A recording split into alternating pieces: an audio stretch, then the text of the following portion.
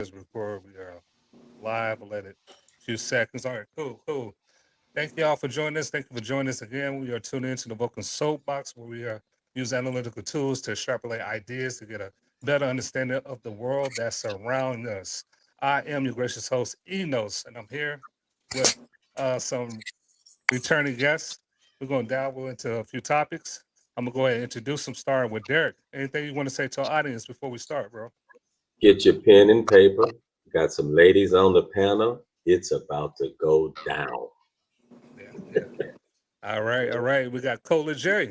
Anything you want to say to our audience before we get started? This is going to be interesting Okay. All Oh right. wait, We got no, that's not it. we because got a I'm new interesting. No, I'm just kidding.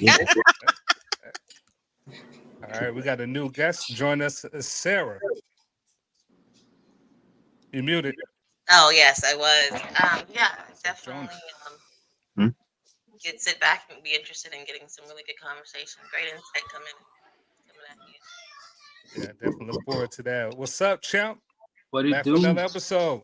Man, glad to be back this round two at Champ Wilson. The name I am the champion. I'm King David Wilson. Though, good to see y'all, man. Yes, sir. Yes, sir. Good to see you too. Freshly Snipes. Hi guys. Okay. My God. All right. And Vulcan. What's going on, man? What's You going back? on, Ezekiel, everybody? turn the light on, please. Everybody that's on the panel, if you can, I put it on my page already. If you can share it, uh, and that'll help. Maybe we'll get some good commentary. We want to be to interact with the audience as well. People might have good questions or good comments, so be prepared to answer questions and comments and stuff like that. So just take a moment. It's public now, so you can share it. And I'm ready to get going. Let's go. Yes, and for all those that's tuning in, please like and subscribe. Like Vulcan said, share if you can, share. All social media platforms. We are on Facebook Live right now, YouTube. Please remember to subscribe to the channel and like this video and other videos you might check out on the channel. All right, so today's topic, we're going to go, let's do a reaction video to Cam Newton. He did an interview with Dr. Bryant. Get a name. Dr. Bryant, a viral interview. So we're going to go over some clips and give our thoughts on this, and I'm gonna ask the panel to give their thoughts on the video as well. So let's just jump right into it. Starting off in the beginning. Can y'all see it on the screen? Not Showing yet. up? There we go. We got everybody on there. Okay.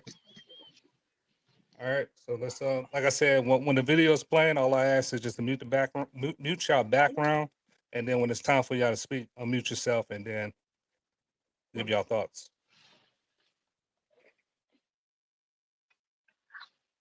Question God with certain situations that they have, especially when it comes to being a child who's experiencing abandonment, who grew up to be an adult, who's now experiencing that little boy or little girl in you who's abandoned. Me asking God, like, why I'm confused, right? And him explaining to me, baby, the only way I can give you an understanding of why is if I give you the experience. And I said, I'm good, because words don't teach, experience does. And so for me, growing up as the oldest of seven, not having anyone in front of me to witness how to do life, how to get through this, I just went into prayer, supplication, and faith in myself and God, and I became very resilient. And at that point, I understood that life was a journey that was about self-growth by self, but about making sure that whatever God moves through me, he gives to me. So I want to make sure that whatever's coming out of me, I want to keep, one. And two, that whatever it is that I'm able to resolve or understand, or whatever pain pockets or trauma I'm able to navigate through, that I do have a duty, an unspoken oath to give that to any human, because it's a human right to have mental health and a good quality of life. And so that's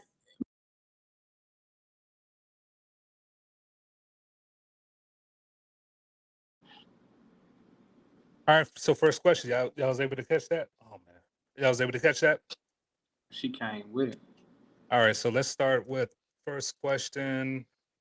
Where I'm gonna go? What direction I'm gonna go? Let's see.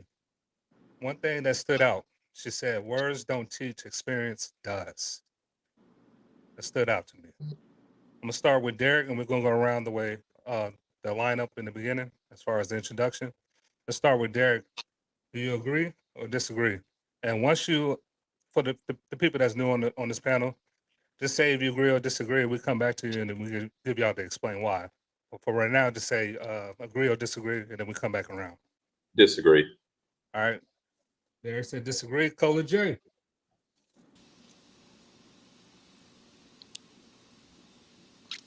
I'm in the middle. I see her point, but it's not necessarily true. Okay, so all right, got to choose now. I'm glad to choose. Fine, we gonna disagree. All right, two people that disagree. Let's go with Sarah. I agree. All right, got one. Okay, Champ. Disagree. All right, Champ got disagree. Freshly. You're on mute, homie. I disagree. Disagree. Vulcan. I vehemently disagree. All right. All right. All right. Let me see. Okay, so we got one person that agree. Let's go with Sarah. Let's explain why you agree.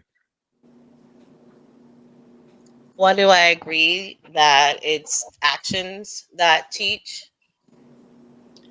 Words don't teach, experience does.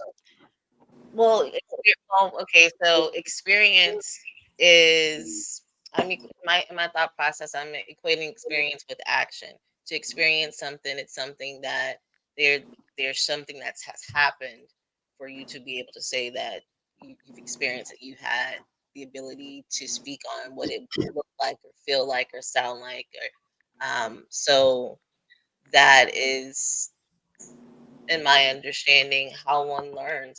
Um, we that's how we best learn, I think, is through having an experience. There's an added, not saying that it okay, maybe it Wait, I isn't think the only way, but it is, I think, the greater teacher actually is where I'm coming from with that. so. The It's best way to learn through is through thought experience. versus taught. Can you hear me, Sarah? No, what? Go ahead. Just to sum up what you're saying, the best experience, best teachers is your experience, right? Is that what you're saying? Yeah. All right, let's get back. Let's go with Derek. I disagree because the foundation that I'm going to go by is what God says about this particular subject. He says it's good for a man to learn from his experiences, but a wise man learns from the experience of others. So I'm going to go with that and go, look, you do not have to experience it to learn it best. Now you can experience it and learn it, but if God say the best way, it's wiser to learn it from somebody else experiencing it, then that's where I got to go. Let's go Cola. You muted. You're Cola. on mute. I kind of want to piggyback off of that a little bit. Like, as a parent, you want your children to be better than you. So you teach them by experience. The things that I saw growing up in the environment that I lived in isn't the environments that my kids live in. They are in a more positive environment. Therefore, they have more knowledge and positivity than I had at their age already. So because I created those environments and I put them in the right words, that had them in right words, you don't necessarily have to experience something to know better than not to do it. Okay. Let's chat. What you got on this? I'm changing my answer, baby. I disagree. Can you ask the question one more? Can you say what she said one more time? Words don't teach, experience does. So I'm gonna take it like this, right? Words don't teach, experience does.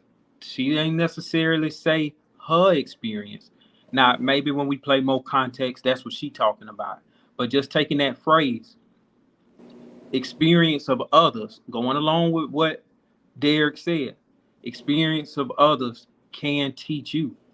And so looking at that line of statement, She didn't say whose experiences. So I can learn from other people's experience. And so in that case, I do agree that other people's experiences I can learn from. Okay. All right. Let's go with Freshly. Talk to me. Yeah, just based on what she said, if she had said anything other than words don't teach, experience does, I might have agreed, or we might have had more of a conversation. But based on the fact that she said words don't teach, just factually inaccurate, even to the point where other people are talking about other people's experience, because there's very learned doctors and physicists and even biologists who are learned about like theoretical sciences. So you can learn from anything. You can learn from reading a book. You can learn from being taught by people who've never experienced the things that they're teaching. I know it's very cut and dry, but I tend to take people at their word. And she had her statement was like so laden with cliches that it was hard for me to. I choose not to assume what she's talking about until she tells me what she's talking about. So far, she said words don't teach, and that's not true. Okay. All right. Before I go to Vulcan, I want Sarah, do you want to got a rebuttal to what everybody was saying on the panel as far as why they disagree? Sarah, you muted. Who? Sarah Sojourner. Um, Not necessarily a rebuttal. Actually, I have a more. It's actually more clear to me after hearing explanation of other panel members. First off, what Derek was sharing from that that viewpoint, I'm in 100% in alignment with, because it is the scripture text that I'm familiar with. It just was not the first thought that I went to. Listening to the way um, listening to her statement, the way that I did, what I really was drawn to was the experience and the importance of experience in learning. It is an experience that you're learning from, but no, it does not necessarily have to be your own experience. It can be, in fact, the experience of others, which is taught in word. But having not stopped at the beginning of what she was expressing and just picked up on what I wanted to hear, per se, um, skewed my original perspective, I think. Okay. All right. Vulcan. Yes, everybody had some really good comments, and I'm excited that I'm able to piggyback on what everybody else is saying. So I wanted to start off with a quote: "We do not learn from experience; we learn from reflecting upon experiences." And that's pretty much what Sarah was mentioning earlier. You know, what the lady is saying is turning wisdom upside down, as Derek pointed out as well. You know, experience has to be like the last hope for us to learn. But unfortunately, some things we experience take us out the game. You know, if it says don't walk, don't. If I tell somebody, hey, don't walk in that street without looking both ways and making sure there's no cars, experience is a whole way to learn in that situation. I'm sure we all agree with that. You know, so it's wise to learn from other people, and the fact that she would even say that, it's a justification people use for why they didn't heed wisdom originally. They said, well, I had to go through that to get where I am now. Instead of just saying, hey, look, I was foolish. People gave me good wisdom. I didn't take it. They go through the experience and they can't just accept what happened is them making a mistake like we all do. They have to find some way of redeeming it and maybe even becoming some type of martyr for wisdom. So, no, we learn from our reflection of experience if we're able to come out of that, and we can learn from other people's experience, which they catechize, they put it into doctrine and teaching, and they teach it to others so that they may be able to learn from it, from their experience or the experience of those who came before them. So yeah, I definitely disagree with it. I think also it's not just incorrect, it's a very dangerous way of looking at the world. Yeah. Especially because experience is very limited. So uh, experience could be subjective.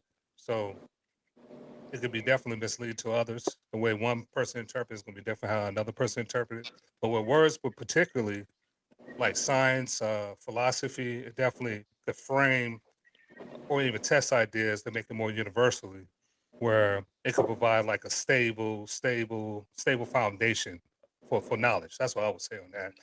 Anybody else want to add to that? I think it's interesting, when you start dissecting the statement, the fact, I think it was the other brother that just got off. He said he changed his mind because she said you can learn from the experiences of other people. And then I was thinking, how would you learn from the experiences from other people? Somebody would have to tell you, which means it would have been in words. Yeah, definitely. Yeah, I think the thing is when she made the absolute statement of saying you can't, Yeah. like it that messes the whole thing up. I think we know what she was actually saying. Now, if you take the phrase and say, "Hey, experiences," okay, I can learn from experience. It don't have to be mine. What she was saying was she had to learn from her own experience. That's what she was saying, and that's wrong. Yeah. Yeah, that's wrong. And unfortunately, many of us who are very hard headed, what the scriptures say, a person who is stiff necked will soon be broken beyond remedy. That brokenness comes in that experience that you had to go through because you didn't heed the wisdom of those who came before you or those who had wisdom you didn't have.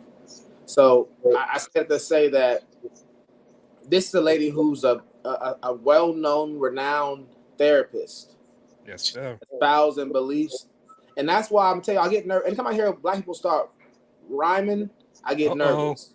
Tread lightly, brother. Tread Through lightly. you and through you. And when I'm hearing, because when we start rhyming and stuff like that, we care more about the vibe and the feeling and the energy that it gives us than it actually being correct. I'm not saying rhyming is wrong. I'm just saying if you hear black people start rhyming, make sure you're tuning in. Be a Berean. Next topic. We talked about that before behind the scenes. When people would just be casually talking and rhyming, that was actually considered a mental health issue back in the day. So I just thought about that. All right. So another thing, as far as the clip, she mentioned quite a few things. One of them, she said that. All right, I'm gonna ask this question: do you believe God spoke to her in this way? Because she said she spoke to God. Shout out! You know what? Sorry about that, Sarah. You've been on a few times. One of my favorite episodes was you and Derek. So I said the new guest. Let me. Yeah, I was apologize. wondering when you said. I wrote that in my notes. That kind of threw me at the introduction, but it's all good. We're here now. That's what's up. I was like, I thought I was the new person. No. Yeah. As soon as I read Sojourner, I forgot Fresh corrected me. Like, you got to say a name with more energy. So I appreciate you coming back. Matter of fact, we're gonna start off with the ladies. Y'all can go first with this question. I'm asking them. We can start with Sarah and then Cola. Do you believe that God spoke to her in that way? And real quickly, you're saying that and she just said that what we just heard that one clip, because I'm not familiar with Dr. Bryant. I popped on and pulled her up real quick before it came on. So no. Do you happen to have the quote available for us, Darius, on that or no? Yeah, let me see. I wrote it down somewhere. If you don't have it, it's cool. But I do recall her saying something like that. But I'm just not exactly sure. She said that God spoke to her in that manner in regards to the statement we just listened to. I missed that. Yeah, I didn't she said God told her, baby, you gonna have to, for you to learn this, I'm gonna have to take you through it or something like that. Yes. Appreciate that, champ. Appreciate that. So you want to you got a response to that? We'll let the ladies go first, Derek. You can chime in. We are given that option of choice, right? So if we do not want to adhere to his desire and his will, yeah, he gonna take us through it. So if he might have told her that because she don't listen, but did he come to her like in prophecy and tell her that ain't no way? I just don't see it. All right, Sarah. Oh yeah, no, I don't. Maybe if she was crying out and saying, "Lord, help me in this circumstance that I created," and he was like, "I'm taking you through this." Yeah, but no, to say, "I'm gonna take you." Come on, I'm taking you through this because this is a lesson. No, I don't buy that at all. Okay. All right, let's go with Chip. God that I'm aware of. I don't know which God she could be talking about.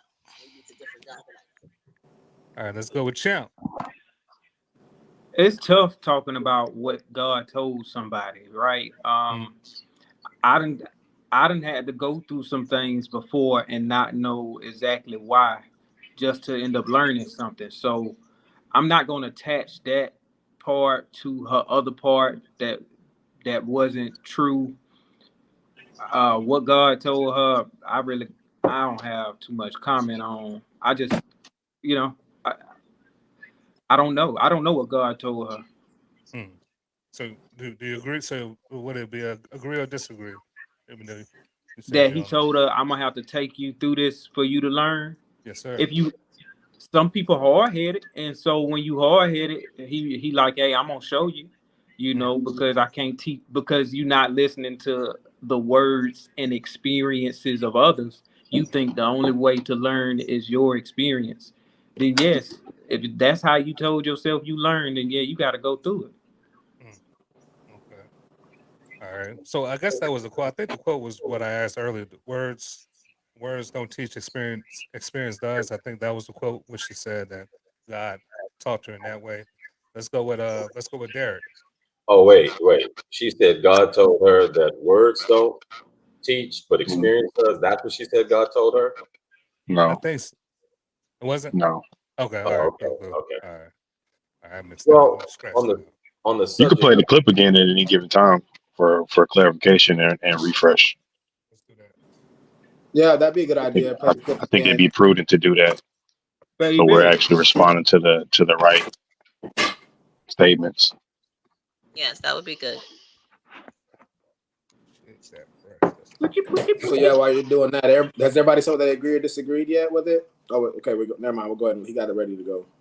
So to be an We adult don't want who's no dead now air. experiencing that little boy or little girl in you who's abandoned, me asking God, like, why I'm confused, right? And him explaining to me, baby, the only way I can give you an understanding of why is if I give you the experience. And I said, I'm good. Can give you an understanding. And him explaining to me, baby, the only way I can give you an understanding of why is if I give you the experience. And I said, I'm good, because words don't teach, experience does. And so for me, growing up as the oldest of seven, not having anyone in front of me to witness how to do life, how to get through this, I just went into prayer, supplication, and faith in myself and God, and I became very resilient. And at that point, I understood that life was a journey that was about self-growth by self, but about making sure that whatever God moves through me, He gives to me. So I want to make sure that whatever's coming out of me, I want to keep, one. And two, that whatever it is that I'm able to resolve or understand, or whatever pain pockets or trauma I'm able to navigate through, that I do have a duty, an unspoken oath to give that to any human, because it's a human right to have mental health and a good quality of life. And so I just want to point out that she all didn't right. say anything at all. She said a bunch of like nothing. Just just putting that out there. All right. She said a whole bunch of not anything at all. She strung together a whole bunch of cliches and trigger words and yes girls and none of that. It was not a coherent statement. All right. So Just who? All right. So So I'm Sarah and assuming you're Cole. saying that God didn't tell her. oh no, I would never presume to understand or know what someone's personal relationship with God is. So I'm not agreeing or disagreeing. I don't know what the Lord told her. I don't know what her relationship is, how she communicates with him, what her understanding of God is. That's a personal relationship, and I would never It's only right first. presume. I told Cole she has to choose. You got to choose. Agree or disagree. It's only right. Hey Enos, no, I don't. My answer is my answer. Agree or disagree. This a guess. Give a guess. It's not a question that requires a guess. I told you my answer. or let's move. What's up? All right. Hold on. It's a You ain't got theoretical to. question you asked. All right. You got to It's no answer. yes or Let's. no. All right. Let's You go think with God Derek. told her that? I don't know. What would I be basing that off of? My yes or no answer. I oh sorry. No, you go ahead. Go ahead. No, Go go ahead, ahead. Derek. I think she gave her true answer in that answer. And her true answer was, she said that God told her this. She said, "No, that's all right." And then she gave her little convoluted cliche. And then right after that comment, she said, "That's why I have faith in myself and And God." God, ooh, yeah, she put herself first. I said that's Literally that's just said, telling. told God no. Like, no, I'm not doing that. Right. And now you turned around and now, so the truest statement in that was Uh-huh. the faith in myself. And myself was talking to her. I'll come see you. That I'll was come see her you talking. second, God. I'll come see you second. If That we'll, is we'll we'll lean to my own understanding first, straight then on. yours. Yeah. And that's why I responded with, she was hard. So he was like, okay, we gonna have to take you through this. 100%. Yep. He didn't come down like, oh, I'm gonna bestow this upon you. Yeah. Yeah. Okay. That was, yeah. All right. So was that one of the reasons why you disagree with the video? With her statements? Oh, yeah. Okay. All right. Yeah. Clear answer. All right. Go ahead, Vulcan. Do you believe that God spoke to her in Yeah. this So for way? me, I definitely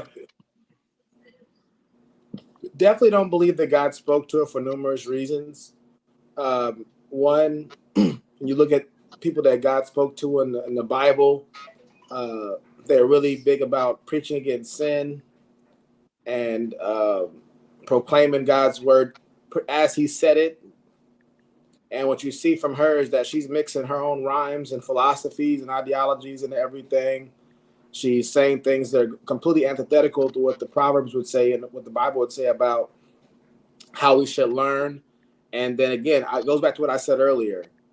This is her intuition or whatever it is inside of her that's telling her this, and she's calling it God. It's a way of justifying whatever mistake she made because she made poor decisions. And now she's in that situation and she's wondering why she has to be in it. And she says it's because she had to go through it so she can know the why. The why was already written before you had to go through it. This is not some kind of mysterious why. This is a basic why that's been around for all of human history. Families can stink at times. Parents can stink at times. We have the scriptures are replete with examples of that. Why would you need to go through it to know why? And then again, going through it doesn't tell you the why. You learn the why through reflection. And what are you going to reflect on? The scriptures, which takes you back. You could have learned it from there in the first place. Again, it's all about just justifying whatever you went through and then calling whatever feeling you had on the inside about it, whatever reflection that you had on your own in your own understanding, and calling that God. Okay. Okay. We got another guest before I get to the next question. What up, Seth? What's good? How y'all doing? Sorry for the late entry. All So, right. yeah, You're it was good. What's up with it? How y'all doing? Dude, All right. We're going to finish up with this round said, and we're going to play the next video, and then we're going to get your thoughts on the next clip we're going to play. But you All can right, cool, sit man. here and listen to what we got going on. All right. So the next question I got for the panel, was she right in questioning God due to her hardship? Was she right? Let's start with the ladies first. Was she right in questioning God due to hardship? Start with Cola. Lean not, well, what is it? Lean not into thy own understanding. Mhm. So I'm gonna go with no. Okay. She All right. Sarah? Questioning God, asking Him the why. No, no. New star. All right. Champ. I don't think it's wrong to ask God questions. What? I saw Jesus ask God questions on the cross. Okay. All right. We're going to get you to elaborate a little bit more on that. So let's go with Derek. I'm on the fence because I have rebuttals to both of those. Let's go with no for now. All right. No. Fresh. it's not wrong to question. It's wrong to question God's authority or his mandate. It's not wrong to ask him questions. And I don't think in her question of why she questioned his authority. or his orders or his words. You just ask him why. I think you Wisdom. should be asking. You should be communicating with the Lord like that. During hardship as well. All right. All right. So we're You, gonna go yeah, to you the. can. She's not wrong for asking why. All right. So Vulcan. All right. So Vulcan say yeah, I'm connections issues. All right. Let's go with. Let's start. Who was for Cola? Sarah, you go ahead and explain why. On y'all answer, let's start with Cola, then Sarah. Give y'all reasons why. Did you get Sed's opinion on the subject? Nah, say I didn't see the video. Well, you can answer that question. I guess you don't have to watch.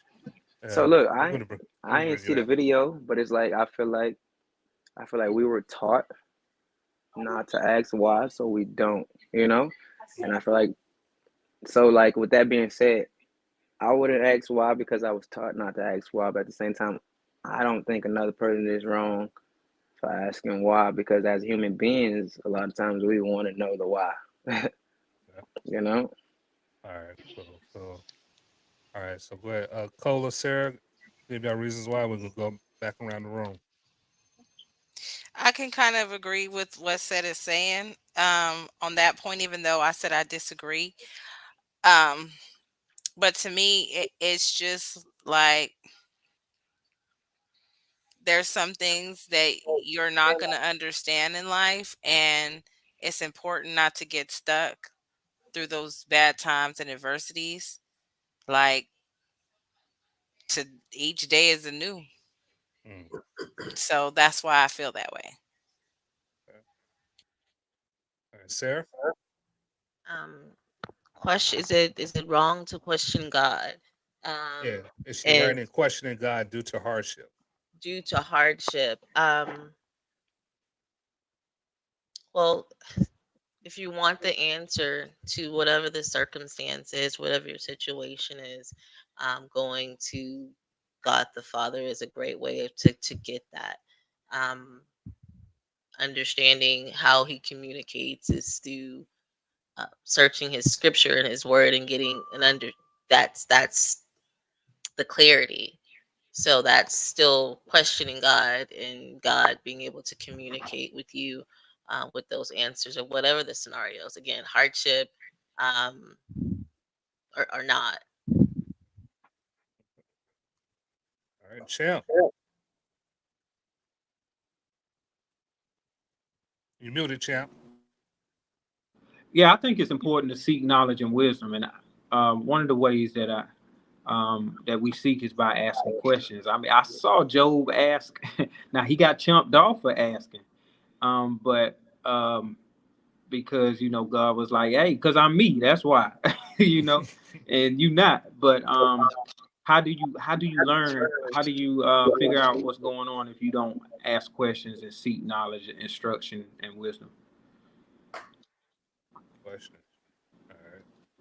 All right. What's up, Derek? Um, I think the question and the questioning, since this is more of a, in my opinion, a God thing, because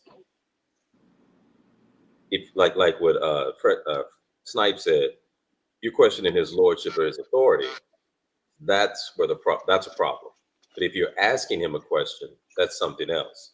So even as an example with Job, if Job is being rebuked, what can we conclude that we know about God? We know that God judges the heart. So if When he was rebuking him because of his questioning, that was more of a heart issue that only God knows. And so I would say, yes, you can ask God a question. That's not quote unquote in the context of which we're speaking. That's not questioning God. That's asking God a question. Questioning God is like, yo, man, I don't think you know what you're doing. Like, what is this? Like, right. why is this happening? That's where we get out of pocket. So So like when y'all wrap it up, come back my way, and I'm gonna give y'all a brief look. You know what I'm saying? All right, And we come back. it fits. It's fitting. All right, we bring it back to you. Fresh, you want to expound on your answer or add on? Yeah, I'll just say, imagine going through hardship without knowing why, without knowing what lesson you're trying to learn, without knowing what the goal is. I don't believe the Lord is putting us through hardship or allowing hardships, allowing us to experience hardships arbitrarily for no reason, right? There's typically a lesson. There's typically something He's trying to bring out of us. Typically, a behavior or attitude or a heart condition that needs to be killed before, uh, moving on to the next portion of the journey that's going to serve the kingdom. So I don't think there's a problem with asking, like, well, hey, why am I here? Am I here to learn a lesson? Am I here? What? I think that's open communication. At no point in time did I ever see the Lord um, rebuke anyone for open communication. Now, the answer, you may not like the answer He gave you, but just, Lord, why is this happening to me? Even the answer, because I am God and I said so. That's not who told you could ask questions. This is the answer I got for you, G. You going through this because I decided you were. Good stuff. Good stuff. Vulcan? Sorry, I had a little technical difficulties. Are we on the question of what's the question? Was she right in questioning God due to hardship? So yeah, what I'm going to say is that it all depends on what she means by questioning. If by that she just has questions, she wants to know answers in regards to the who, the what, the when, the where, the why, and the how. Nothing wrong with asking those questions. But the thing is, if you're thinking, my issue would be is when we get into the narcissism, we think that it's owed to us. You can ask just I would ask my parents certain questions. Sometimes they either told me that it was above my pay grade or above my competency, whatever one it was. I didn't have the classification to be able to get access to that information. I had to accept that that's what it was. And my parents weren't perfect. God's perfect. So there was times when maybe they was wrong. But having that trust and faith in God means that that it's for your good. So I just think it just depends on what kind of questions. We can be narcissistic at times, thinking that, how could this happen to me? Look at all the good that I've done, and why this going to me? I do the right things. When you start getting to that, that's when it starts getting to narcissism, and that's when you go to Romans 9, where it talks about, who are you, O man, to say to him that formed it, why have you made me this way? It's a sign of pride and arrogance. So I think in her case, based off what I'm hearing from her, I would think that that's what it is for her. Just a pride and arrogance when you question in that way. That's my sense on it. Ooh, in the beginning, you said she's a prideful woman. Based off that statement. And say you want to bring it back around, or maybe you said you want to add to it. Yeah, I just want to add to it because it's like right now I'm in one of those, you know what I'm saying? Those type of situations. Like I'm gonna be real. I just closed on a house on the 9th. You know what I'm saying? I'm at the job with it, like signing, like they come, hey, congratulations, Cedric, man, I'm so proud of you. And they fired me an hour later. You know? And then it's like the reason they say they fired me is productivity. You know what I'm saying? I used to handle engine logbooks. So when I got there, the engine logbooks was 4 years behind. I caught them all up to 2024. Boom, as soon as I'm done, I'm fired. So I don't hear a lack of productivity. So now I got a brand new house, no job. You know what I'm saying? I just got accepted to my master's degree program yesterday. So it's like I can't even get my mind right to focus on school because I don't have a job. On top of that, in the midst of moving, my car broke down.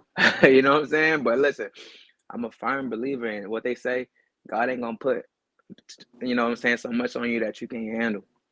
So it's like I don't ask why, because I'm a very positive person. It's like, I can handle it. I'm good. And when you think like that, you think positive. So, I don't have my first mortgage till October 1st, but I know that it's gonna be there, So it's like I don't have to ask why, because I know what they say, it might not be your time, but you know what I'm saying? His own time. So that's just what I wanted to add.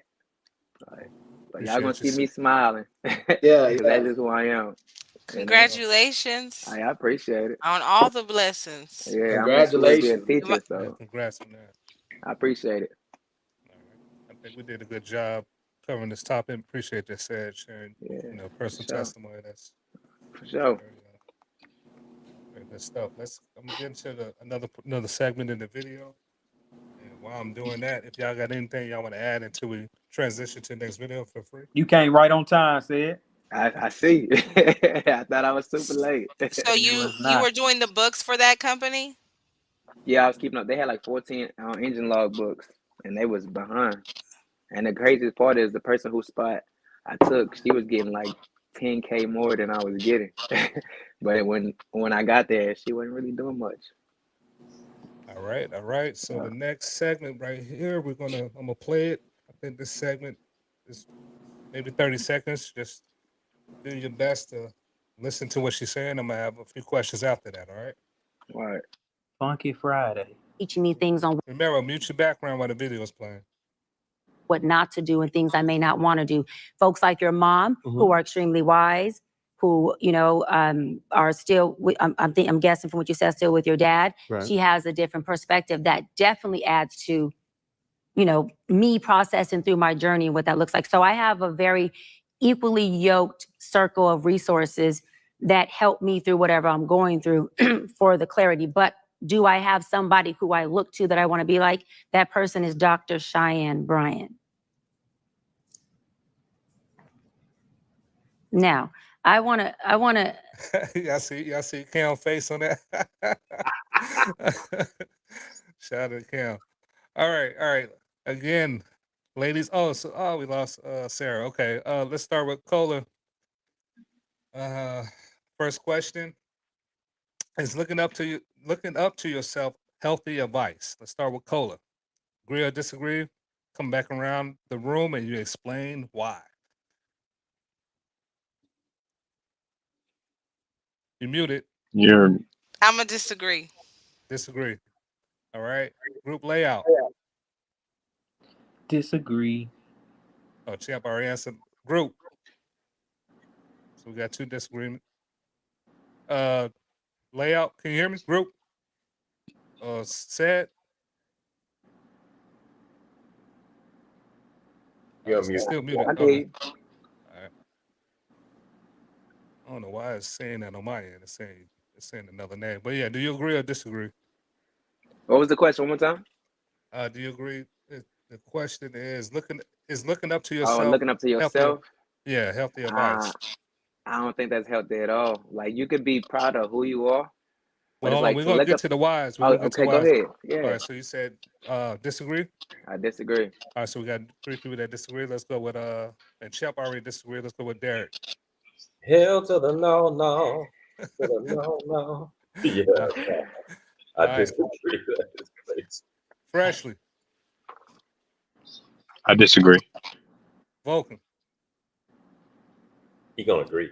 Hey, Reginald, I disagree. All right. So everybody pretty much disagree. Let's start with Cola to explain why.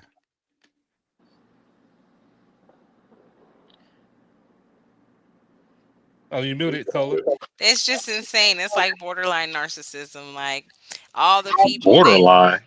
Okay, you're right. It's full blown narcissism. Like like all the people that you could look up to who came before you, your own ancestors, your own people in your Exactly. profession, people in your church, since God speak to you, no one in the Bible, nothing, like no person, just yourself. Like, nah. We gon' We're not even. At no point in the Bible did the Lord ever say, "Believe in yourself." It's in the beginning of the video. We already saying this lady is prideful, narcissist. Oh man, this is not going good for the young lady. All right, let's said. Pretty sure that's why we picked the video, right? Nah, it's like it's that one person who's speaking third person. We're like, yeah, said the coolest, man. Said, you know what I'm saying? If you ain't trying to be like said, then I don't know what's wrong with you. And that's how that sounds. Like, nah, I can't rock with it. All right, Champ. Like when I tell you, when I saw this come on my screen, I kept on scrolling, and I see exactly why. That's this lady. I was like, who is this? So when you started the video and she started talking about God, I was like, this my sister, you know. So hearing her foolish words, I'm just like, if you judging yourself off yourself, then what is the moral compass? Like what are you, what mirror are you looking at? Like, so all you seeing is yourself instead of having a standard, and a standard being something to achieve. You was yourself when you was born. So when you was a baby, you was like, I want to be just like this baby, you know, and Right. that's not it. You know, I mean, I'm doing good because I said I am. right, because Oh, you should have yeah. known. And Yeah. remember, keep in mind, she's a therapist. She helps a lot of people get to that Is she safe. helping? Yeah. All right, Derek. Oh, forgive me, God. Forgive me. Yeah, man, that's straight craziness. I mean, Mm, to think. So how do you help someone with therapy when, by your own words, you are the pinnacle? mm, Because if I'm talking to you about anything in your life or anything or whatever, what I say, because I don't look up to nobody but me, I'm gonna give you the pinnacle, and it's gonna come from me, from what I think, and that's straight up narcissist. And I am so glad that he made that face on live in the live interview. So when they play it back, you like, what the hell did she just say? And so yeah, Man, it's crazy. yeah. all right, I know. Freshly. Yeah, I think this is it's a very lazy way of thinking. And when I say lazy, I mean there's no aspirations attached to this, right? This is basically saying like wherever you are at in life is where you're supposed to be, and it's okay. When in reality, that's not the case, right? If your only measure um, is yourself, then where are your aspirations? Who are you competing against? And today's society will tell you that competition is unhealthy and everyone's supposed to be where they're at, and but that actually is in contradiction with the word. This also makes me question like what God she's referring to in her initial statement. I can't believe this is the God of the Bible. She got to be talking. God is a term that can apply to a bunch of different things. I don't know what God she's talking about because it can't be she. Those two statements, those two philosophies, they don't fit together at all. Talk about that political God. Everybody can. Something. Personal Something. relationship. All right, Vulcan. Some people call Satan God. Sure, sure. Because he an angel. The God of this world. Hmm. All right, Vulcan. Looking Yeah, up I to think. yourself, healthy advice. Is that healthy advice? Yeah, I think that when it comes to what she's saying about looking up to herself, I mean, one, it's already you looking up to yourself. That doesn't even fit. You're already you're on your level. Anything that's above you is above you. So it doesn't make much sense. And I definitely think everybody's right about this. Definitely comes across very haughty. And then she doesn't really say in the video. I don't think she doesn't mention Christianity. I don't remember if she mentions the Bible at all. But what she's saying seems to be more akin to people that have the belief of your higher and lower self being God. Like, so you have your higher self and your lower self. Your higher self is God. Your lower self Yeah. is, I don't know, Satan, or your lower self. I don't know. So I think if that's what she means by God, then at least what she's saying is more consistent. So I'll give her that on the consistency side. But it definitely doesn't fit with Orthodox Christian belief. And even more so, this is why I think it's so important for those of us who listen to people on the TV and on these stations that are very popular. She's a very renowned lady. She's done a lot of great work in a lot of different areas. She rubs elbows with all the greatest from Oprah all the way down the line. She's well known. But just because somebody is accomplished in their particular field, and even if they're accomplished in the mind sciences and psychiatry and stuff like that, it doesn't make them a really good philosopher or theologian. And I think a lot of times they're not as contemplative and introspective about what they believe and why they believe it as they should be. So I just want the audience to recognize, just because somebody's a good therapist per se doesn't make him a good theologian. Somebody starts talking about God when I'm talking about their therapy session. You need to be very diligent to look at what they're saying, because it doesn't mean that they're well versed in that or theology, whatever the case may be. So I would just say keep that in mind when listening to people like this, because I don't know if she understands the belief she says she believes very well. And that will make her a very poor theologian, but it may make her a decent therapist still at the same time. It will make her a decent therapist? Yeah, she may still be a decent therapist. You help people through their problems. I mean, there's certain principles of therapy, like reflect on what you've done, be empathic. Those things apply whether you're atheist, Muslim, Christian, Hindu, whatever it is. All those things work. They have practical application, regardless of whatever theology. Introspection, accountability. Yes, that stuff's going to work. Organizations use it, businesses, military, education. They all recognize that these particular things work in the real world to give you practical resolutions. So those things work, but that doesn't mean that it's a reflection of her understanding of theology.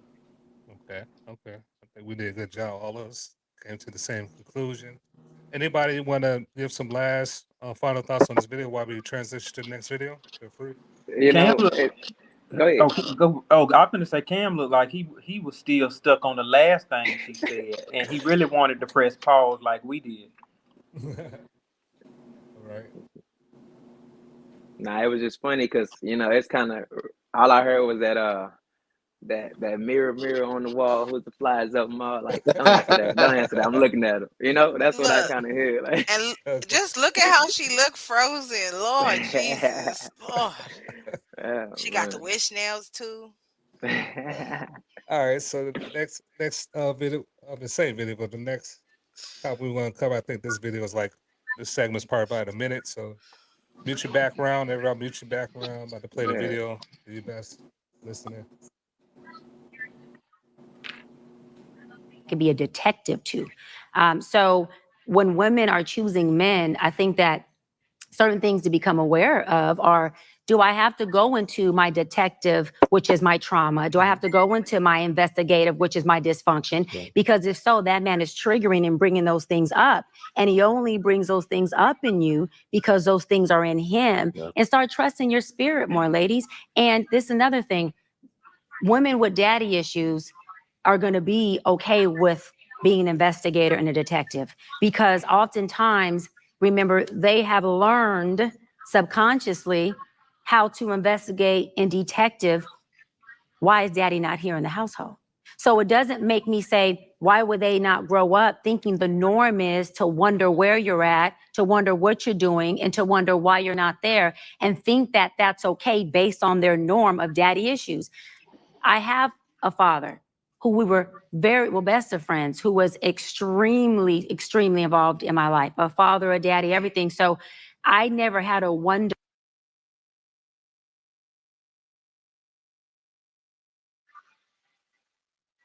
That's a lot. What y'all think? Let's start. No, I want to just go ahead and ask, do y'all agree with the video before I ask my first question? So agree with what? No, I'm gonna narrow it down there. Yeah, there's a lot. There was a lot that was said. A lot was said. So, are daddy issues the primary cause of detective work from Black women? Let's start with that. Cola, you up?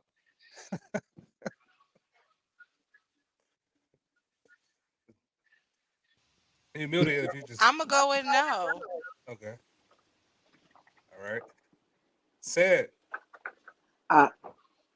I think I'm gonna go yes. All right. Said yes. Color said no. Champ.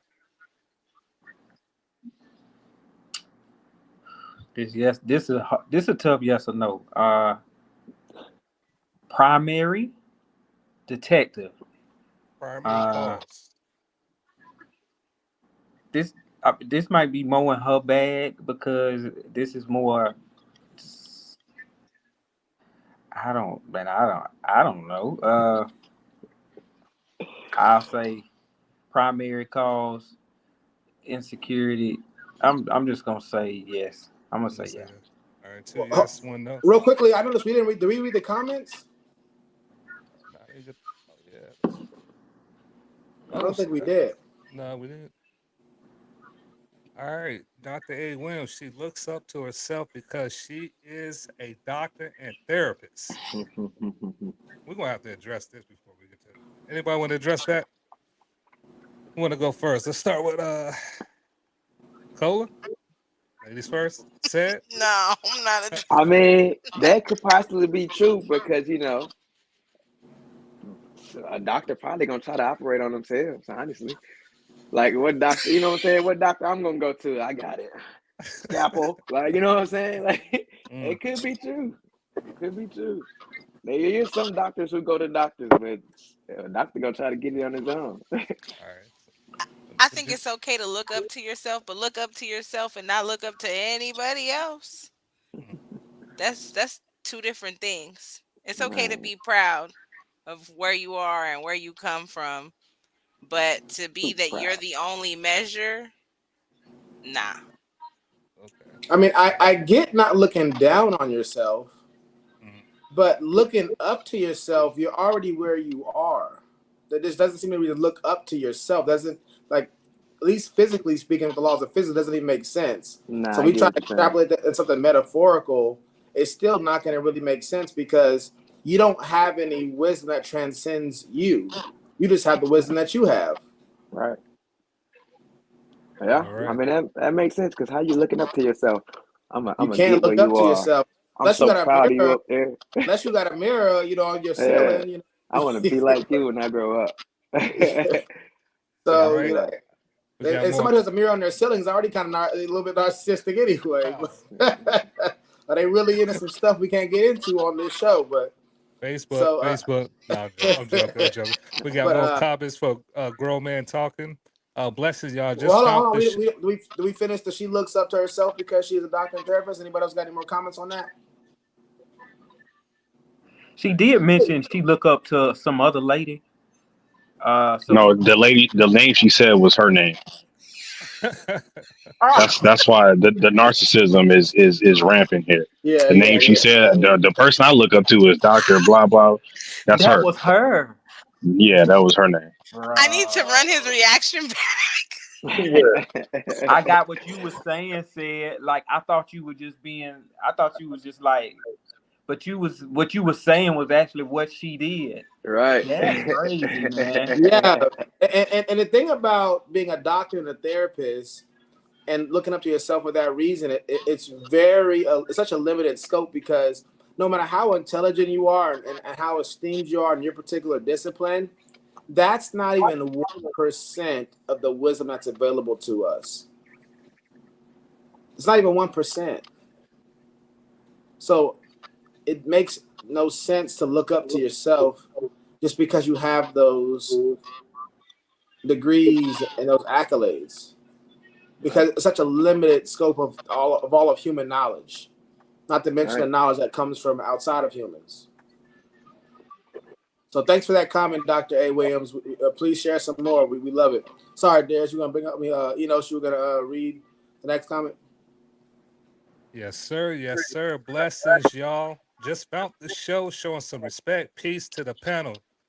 Hey, man, I'm glad you found. Hey, feel free to join. I could put the link in. Feel free to join this discussion if you would like to. Grown Man Talking. Appreciate that, bro. Yes, sir. Appreciate it. All right, so let's get back to the question. I forgot who I was left off on. Let me just state the question again. Are daddy issues the primary cause of detective work from Black women? I think David was the last person talking. Let's go to Derek. Man, you know what song I'm gonna sing? Sing it.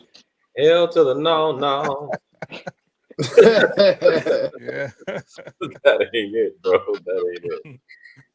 Okay. Fresh. I'm gonna say socially, yes. All right. 3 yes. Okay, 3 yes. All right, Vulcan. Yeah. So sorry. Can you share the question again? I just want to make sure I answer it accurately. Are daddy issues the primary cause of detective work from Black women? Tread lightly now.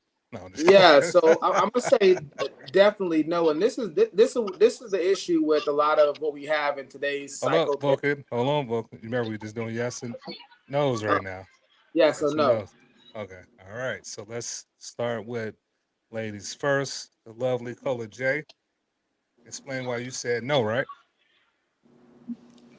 I did say no. All right, go ahead and expound on that.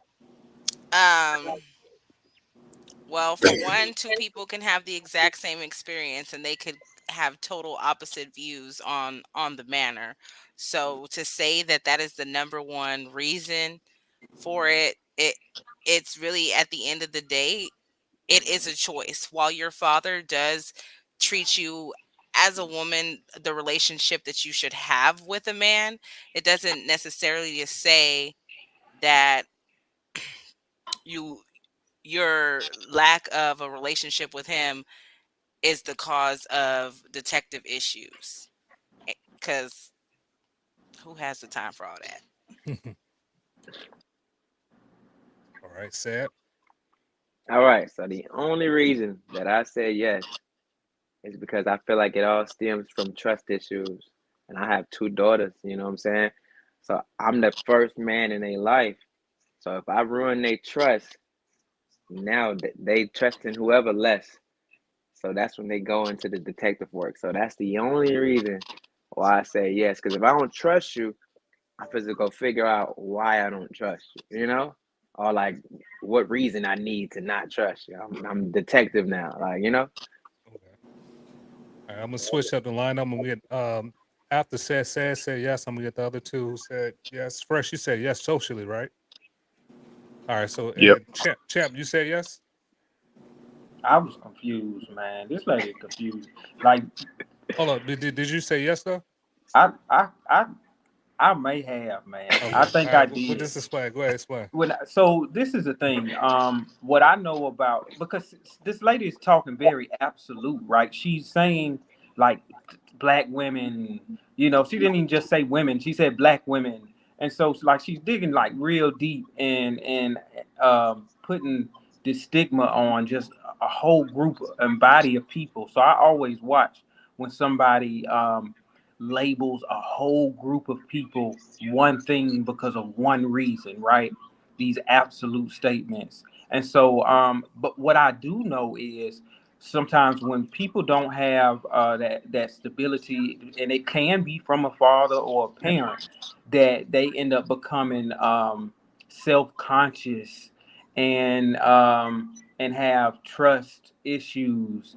Um, and that causes them to not trust people and then have to look and dig deeper because they don't trust people. And so that's where I know a lot of people get trust issues now. Black women and their detective work and all of this, I just can't go that deep just in this sitting. Not to mention the lady is confusing because she's talking out of like her neck. And so, yeah. Okay. That's good. That's good. Let's Fresh agree, and then we're gonna get Vulcan and Derek who disagree. So Fresh, explain why you say yes. Just socially based on the fact that the interaction or the dynamic that exists between a woman and a man, how she interacts with men, her first experience, and typically the most defining experience, oftentimes the experience that you set or you define your future interactions with are based on your interaction with your father, whether it's the absenteeism, whether it's the abuse in the home, whether it's I saw my dad cheat on my mother, or whether it's a positive interaction. Like those types of things really help. Those experiences help shape the way that woman interacts with male figures in her life throughout her life. So I would say, just to clarify, I'm not saying like every black woman who does detective work is because her father was dishonest or distrustworthy, but more for an across the board concept of the first interaction with a male is what typically sets the standard. So whatever behavior stems from that is typically what you see continued throughout life, whether that be right or wrong or positive or negative. It's just that's where it starts at. All right. All right. So it's only right, since Champ already alluded to this. This is a critical thinking show. This is why y'all tune in. Champ said his antennas go up, and paraphrase, his antennas go up when people generalize, when she mentioned black women. That is a logical fallacy. I'm going to bring it up for y'all. That is called the hasty generalization. And I am going to read that definition for y'all. And then after that, I'm going to get Vulcan to explain. Give his thoughts on why he disagreed. All right, so are you able to see this? Hasty, hasty generalization, drawing a conclusion based on small sample size, rather than looking at the statistics that are much more in line with the typical average situation. This is what she was displaying in the interview. We want to, like I said, this show, we like to equip y'all with essential tools to point out certain things when people are making faulty arguments, faulty statements. So we like to prepare y'all, give you the tools, and that is the hasty generalization. So keep that in mind. That's what she was doing. All right, we'll go with Vulcan. Explain why. I think everybody covered it really well. We got Help the Bear out in the streets now. Hey, you guys. Oh, What's up, Help the Man, Bear? it's past his bedtime, man. He supposed to be in. He supposed to be in the bed, man. What you doing out this late? Hey, you guys. shout out to Help the Bear. All right. But I think it was pretty much covered pretty well by everybody. I haven't given my take. Oh yeah, Oh. yeah, we got Yeah. there. I just said hell for the now. Well, I'll be quick. Did I miss something? Because didn't she say that her dad was her best friend? Sure did. Sure did. So, I mean, it's like every word out of her mouth. The sky is blue. No, it's red. The sky is. I mean, it's back and forth. I don't know how anyone takes her seriously if they're actually listening. But she said her dad was her best friend. We could talk about anything. We talk about everything. And so I'm like, so what's the premise of you taking that absolute and disseminating that on all black women? I don't. While she sits there, a whole black woman, without the issues that she's placing on black women. Yeah. So I said she said a bunch of nonsense, man. She must be from Harlem because she slick talk. I'll tell you this though, that hasty generalization, whatever the opposite of that would be something like this. Most y'all could tear me up. Most people of color like their ears tickled, and they like to listen to folks that got a little money in their pocket if they can, whatever. And they'll just run with it. They're not even listening for critical thinking to really analyze what they're saying and how it could benefit them. They're just, oh, girl, did you hear what she said? It's craziness. Absolutely. So it's a feeling based society. I like what she said. That makes me feel good about myself. Y'all see that I'm comment? rocking with it. Okay. Dr. A. Williams, more comments. Dr. A. Williams said it could be that all her patients have daddy issues. Well, hey, that's still empirical though. That's still from her If they do, experience. she ain't qualified to talk. That's still a very small sample size. Small sample size. It's a super small sample size when you're talking about a very small bubble of perspective. And then not only that, I mean, y'all excellent point on the small sample size. But the other issue is this right here. We can use our words, those of us who are in business, those who have to deal with convincing people of stuff and being persuasive to get things done, whether you're an interrogator, whatever you do in life where you got to deal with people and figure out how to get things done with people. I can ask questions in a way to pull out somebody's issues with whatever it is, your neighbor, your dad, whatever it is. So how did it make you feel when your dad did that to you? And all of us have experienced every kind of emotion on the emotional wheel with our parents, the good ones, the bad ones, the ugly ones. So there's always going to be a quote unquote daddy issue there, right? Or mommy issue there, or a self issue there. But the thing about what she's saying, when she talks about that leads to detective work, that part we can't. How do we measure that? That's my issue with a lot of these things when people in general, but especially when you look into these psychotherapists, is that they use a rubber ruler. They have confirmation bias. They live in an echo chamber. How do you test the falsifiability of these claims? How do we test it? How can I tell if it's true or not? If you're going to be teaching it to people? Because when it comes to daddy issues and detective work, somebody could easily say, could be with somebody that's, doing all kind of stuff on them and they don't check at all. They don't do any of that kind of stuff. And it's like, well, what it is because your parents abandoned you, you don't want to be abandoned again. So you don't see the things that are obviously in front of your face because you're afraid of the reality if you were to find it. Now it's the daddy issues. It's causing them to do the opposite thing. And this goes to what Cola was saying earlier. So, and that's part of the issue from a theological standpoint of whenever you root people's sin issues, whether it's fault finding, evil suspicions in regards to being a detective, to childhood, which you can't change, instead of rooting it to your behavior and your thoughts and your lack of emotional intelligence and discipline in the real time.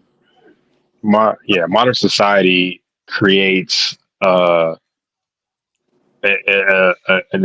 environment where self accountability has no place. Self accountability is almost a what are they calling these days, an ick.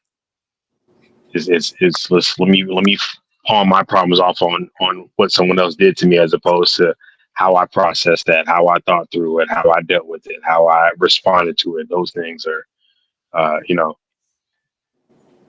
and society says you have a button and someone else pushed them, and that's on them, not on you. I guess, and she made the problem when she said the primary cause, and that's probably why a lot of us disagree with what she was saying. That primary, saying that's the primary cause, like it's closer. It sounds like it's an absolute term, but I mean that was. I don't think she gets challenged often on the things that she says, on the specificity of her words. Go ahead, Gola. I really feel like she's speaking to specific people and trying to draw those people out who agree with her as a business tactic. That's what it sounds like to me, because some of those things, like how he was saying what she was saying about her dad, like I could have swore the first clip she said something in contradictory, because when she said it, like my little spidey sense was like, hold on, her daddy her best friend, what's going on? This don't make no sense. So when you are doing that, especially when you niche, right? So when you niche in your profession, that's what you see all day. That becomes your experience. So in her world, those things may be the reality, but that doesn't mean that's the reality for everybody. I was actually just watching a TED talk that was about linguistics, and it was talking about how there's a certain aborigines who they don't use left or right, they use southwest, north, east, and west. So instead of saying like, hey, you got a bug on your left toe, it would be like, hey, on the southeast there's a bug right there down by your foot. Like I'd be in trouble. It's about experience and your own understanding. It's the anecdotal fallacy. For sure. More comments. I said something about help the bear wake it up. Hop up the bed. That's that. Was that Soldier Boy? Turn my swag He on taught, fresh. He was responding to me. He said it's past his bedtime. Yeah. Okay. This is bedtime though. All right. So shout out to Help the Bear. Dr. A. Williams says she compares her sample size to, with her therapist friends, and that is how she got. Black women having daddy issues. Okay, so she compares sample size with the therapist friends, and that is how she got black women to have that. Have that. I guess have the daddy issues. I guess. Anybody want to touch on that? Nah, I'll definitely speak on that unless somebody else was going to speak on that. But I'm wondering if this is her in disguise. It's a burner account. How do you know these things?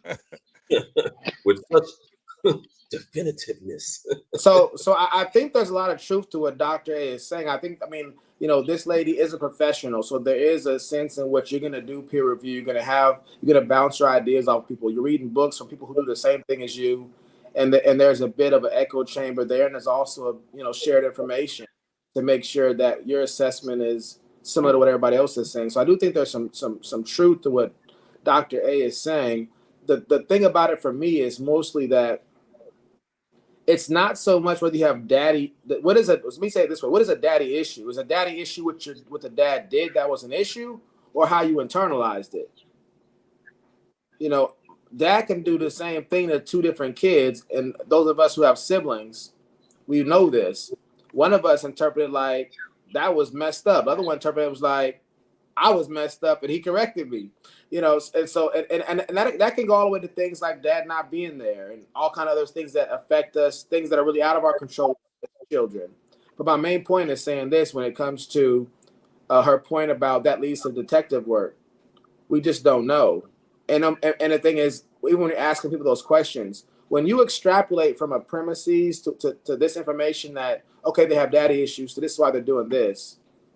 Are these peer-reviewed articles that are showing a one-to-one correlation between these two? Or we just saying there's daddy issues here and then they're doing this. So if somebody had daddy issues, are we saying they can't not be a detective? It's more on how you interpret it, how you internalize it. So That's a test of falsifiability. The experiment is not there. It's not definitive enough. There's so many different factors that go into that it could be anything. And I think a lot of times with these kind of things, especially with the soft sciences, there is no way to really test these things. Soft. SOFT. I'm a man and I'm calling you soft. Yeah. All right, more comments. Anybody know what movie that is? No, go ahead. It sounds like he said. Sound like she got a black woman messed up. Yeah. So far, Derek hasn't given his take yet. Derek, thank you, Help the Bear. No, it sounds like she's trying to get black women's money. Yeah. Yes. Come to me and help me. I don't know if she's trying to get black women money. She just solved all their problems right there on the show. It's your daddy issues. That's why you have to do that. And to be honest with you, I know that's not a serious comment, but all she did is justify the behavior. Here's the reason why you be asking where your man is at, because you got daddy issues, so he should consider that and not be upset at you. Listen, man, don't worry about where I'm at. I'll be where I'll be at. And Snipe, don't forget the last part before they walk out the door. And I'll see you. Yeah. Man, if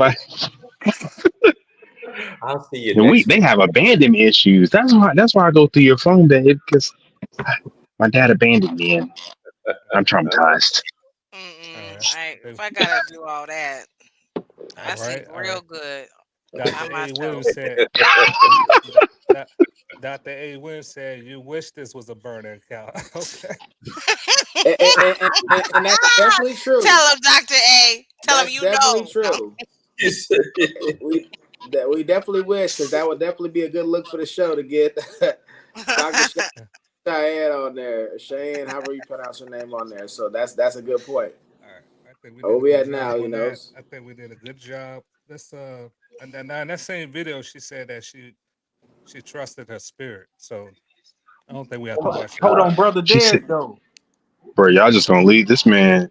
No, I'm good. I wanted to hear what you finna say. I wasn't finna say nothing. I'm good. He said he was gonna be quick. He knocked it out. He was succinct. All right. So it's time to retire that shirt, James. All right, next question. Next question. Sleeves get shorter and shorter every time I see it, man. It's doing its final run tour, man. Dry clean only, man. What's going on, man? Stop putting that thing in the dryer. Nah, he just getting fine fabrics. You got it. He in the gym getting broad. That's all. It got doing detective work. I've been eating too much. That's all. That's all the biceps. man, out here wrinkling the school clothes. James didn't even catch what I said. Go ahead, Cole. I didn't hear you. Say it again. It got shrunk every time they was doing their detective work. That's I don't know where this man is at. I'm gonna throw his favorite shirt right in the dryer. All right. So there was a hair on it. It wasn't my hair. Oh man, that was the Your hair dog's hair. is not your hair. All right, let me read the comments for the next before the for the next question. Fresh, fresh, you can't do that, bruh. You wild, man. One thing I can say about Fresh, he's consistent with that. You know, he's Oh consistent. All right, Oh man. next question. Is trusting your spirit healthy advice? Is trusting your spirit healthy advice, ladies first? Cola. I would not be alive today without trusting my spirit. Absolutely. All That right. is good advice. But All right. only if you got the Hold gift on, of discernment. hold on. You want to explain? Just go. We get you. Yes. Give you time to explain. Champ. Trust in your I see you, spirit. Derek. Trust in your spirit. Nah, I ain't. It's it's not clear enough for me. I got to say no. All right. Well, yes. Champ. No. Derek. no. All No song. Hell to the right. no, no. All right. Freshly.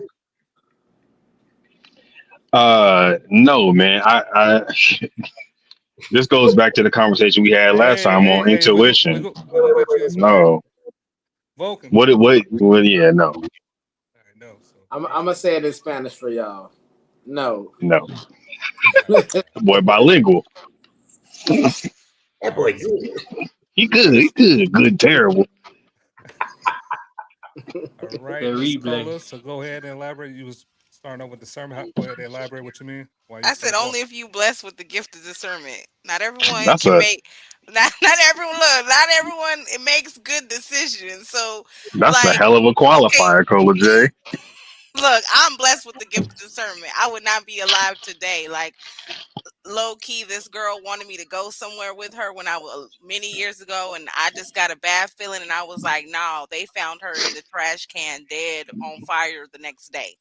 Is Wow. that your So spirit? That's the Holy Spirit. the Holy Spirit live within me because I am tapped Hmm. in, baby. Okay, so I don't know. Like everybody don't have that gift, so I don't know. So no. Don't Look, trust in your own spirit. Trust in the spirit of the Lord. Yeah, that's why my eyes went like this, that's what I right? I said. said If you look, if you tapped in, look, if it's a message from the Lord, like it's like, oh no, no. Let's figure But this out, y'all. Don't stop, y'all. We gotta figure this out. like Hey, Derek, Freshly, Cola. What's up? for real, like, Well, like okay, so like. I don't know if she should trust her spirit. Her spirit's all over the place. But Caroline. All right. she telling the ladies, trust their spirit. Trust your intuition. Trust what your gut says about every situation. All right. Whether or not you tied in with the Holy I, Spirit, right? look, Because you I don't move without Hold on. God blessing. I'm gonna All ask right. God, and All I'm right. gonna wait for that, and I'm gonna follow that. That's the and only thing I All right. follow. All right. and Hold on. Hold that's on, how it's everybody. supposed Hold to on. be. Let me get Champ in here. Let me get Champ. I mean, you got to take this. You got to take people for what they say. Like, I tried to knowing my impression of this lady. I tried on the first question to kind of make my answer according to just the words, but you got to really listen to who's saying the message and how they saying it. And like y'all been saying, this lady ain't nothing. She ain't said nothing about holy nothing. Like, like but I understand my sister Cola how she responded to that because we have language in the streets like common language where somebody say, "Yeah, you gotta trust your spirit," and we may be referring to the Holy Spirit, but this game right here, dirty. The Satan he disguises himself as an angel of light, and so you get people right here using key words so that they can fit in to the people who are believers, and so they ride in this line like that, talking about didn't he say you could eat it but you won't die, just changing it just a little bit. So you got to be really careful. And with that being said, we got to think about it and say, oh yeah, I trust the spirit, not necessarily my spirit. And the last thing I want to add to this is, because I have done this, said or operated as if I loved God and was a follower of Christ, but didn't know or follow His word. Like a little leaven mess up it leaven the whole bread. So you can't just be slipping in stuff that's not.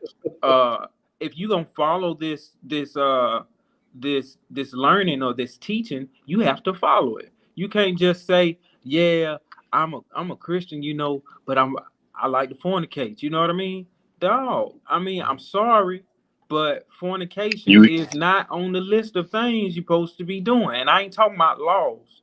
I'm just saying, we know, like Paul said, hey, grace, we all abound, but I'm just gonna tell you straight up. If you doing these things, and it's a difference if you, I messed up and I need Christ's forgiveness. It's a difference if you saying, hey, I'm practicing this. Well, maybe you don't love God like you thought you did. You just don't, you know what I mean? And Yeah, that's all yeah. right. But let's get hot or cold here. I just got to That's say good. that to everybody who see this. We got to get hot or cold, and we can't be applying our own little niches to fit with our situation, because all it do is God will say, you want to say you following me, but you want to add this little leaven in here. I'm gonna tear this whole situation up. And I'm That's good. I'm That's good. speaking from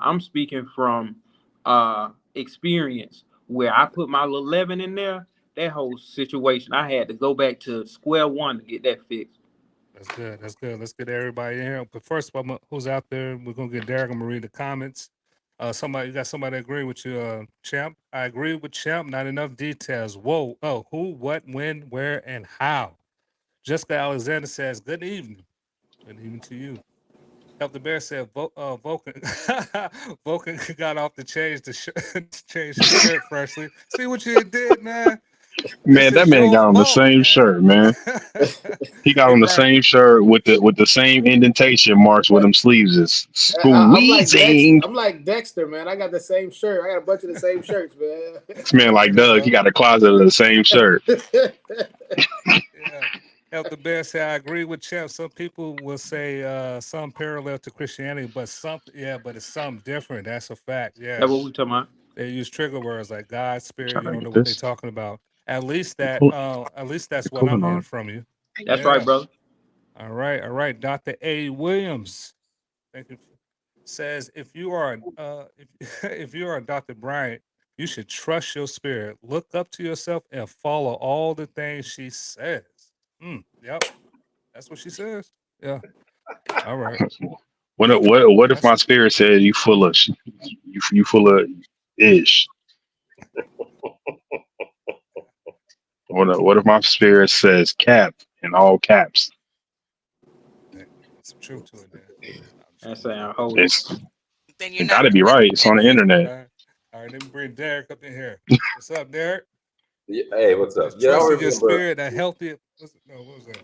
Yeah. Heck, Is heck trusting no, your spirit healthy advice? it ain't. I don't think it's healthy because I mean, how do we operate as people? We operate out of the things that are in our heart. You know, that thing is deceitfully wicked. Who can trust it?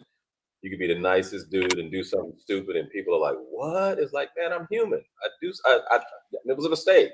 But I will tell you this: I think of all, I'm gonna get it for this, but of all the races, so we're all human race, but Black people, we have a way of spiritualizing Tread everything. lightly. Tread lightly. I'm just And it is a thing that I can't, it drives me absolutely crazy. We spiritualize everything.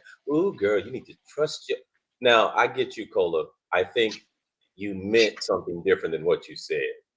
You meant the Holy Spirit that's within you. You trust it because you know it.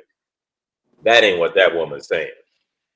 And hey, y'all remember in the Bible when early on when the guy said something to Jesus and he said that right there, God gave you that. So that guy, you know what I'm talking about, Vulcan.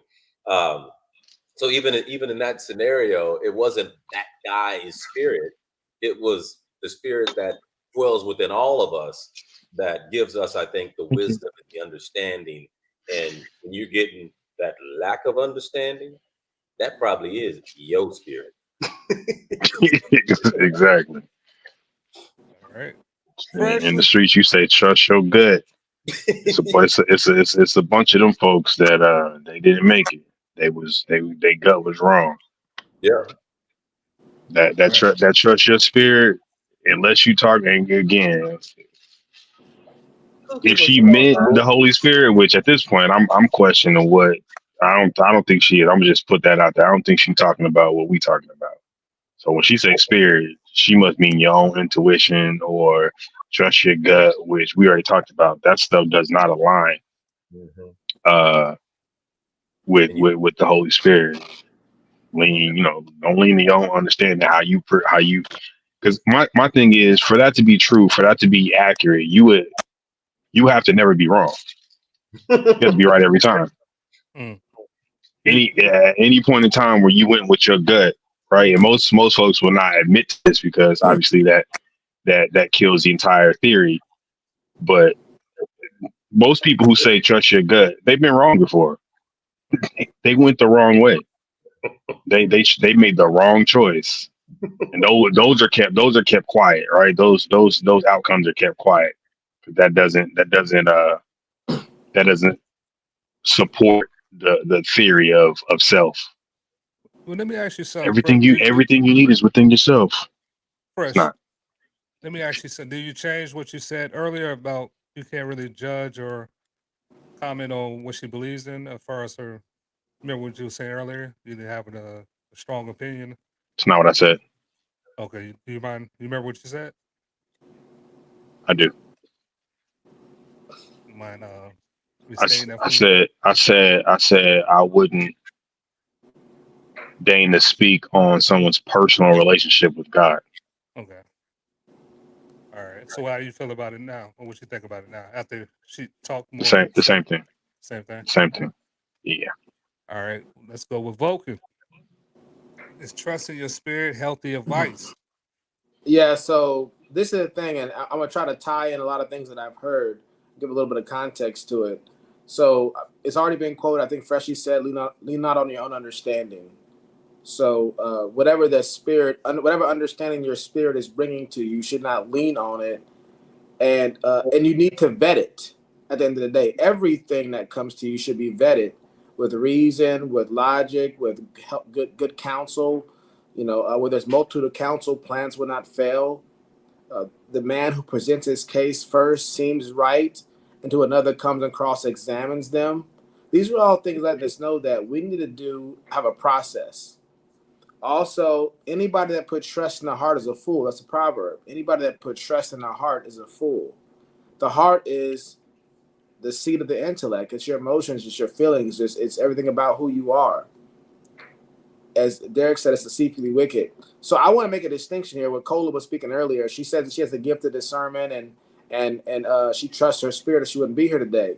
It's one thing, we talked about this on the show before, about our personal experiences.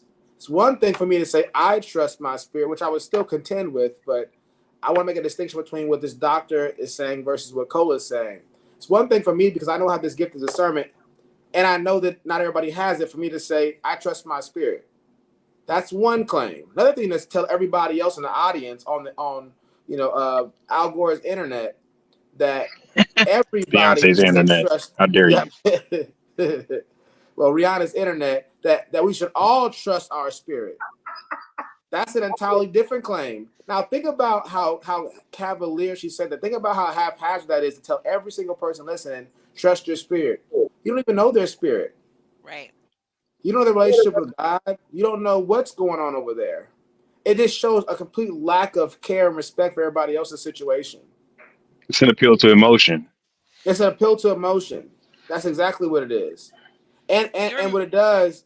Sorry, go ahead, Carl. Are you going to I was speak? gonna say, you remember Seinfeld, George Costanza, that Yes. episode? Remember how he had a bad life and he didn't trust himself, and so all of a sudden he started doing everything the opposite, Opposite. and Yeah. Oh, then I his life love a good started going Seinfeld good. reference. And then his life Yes. started going good.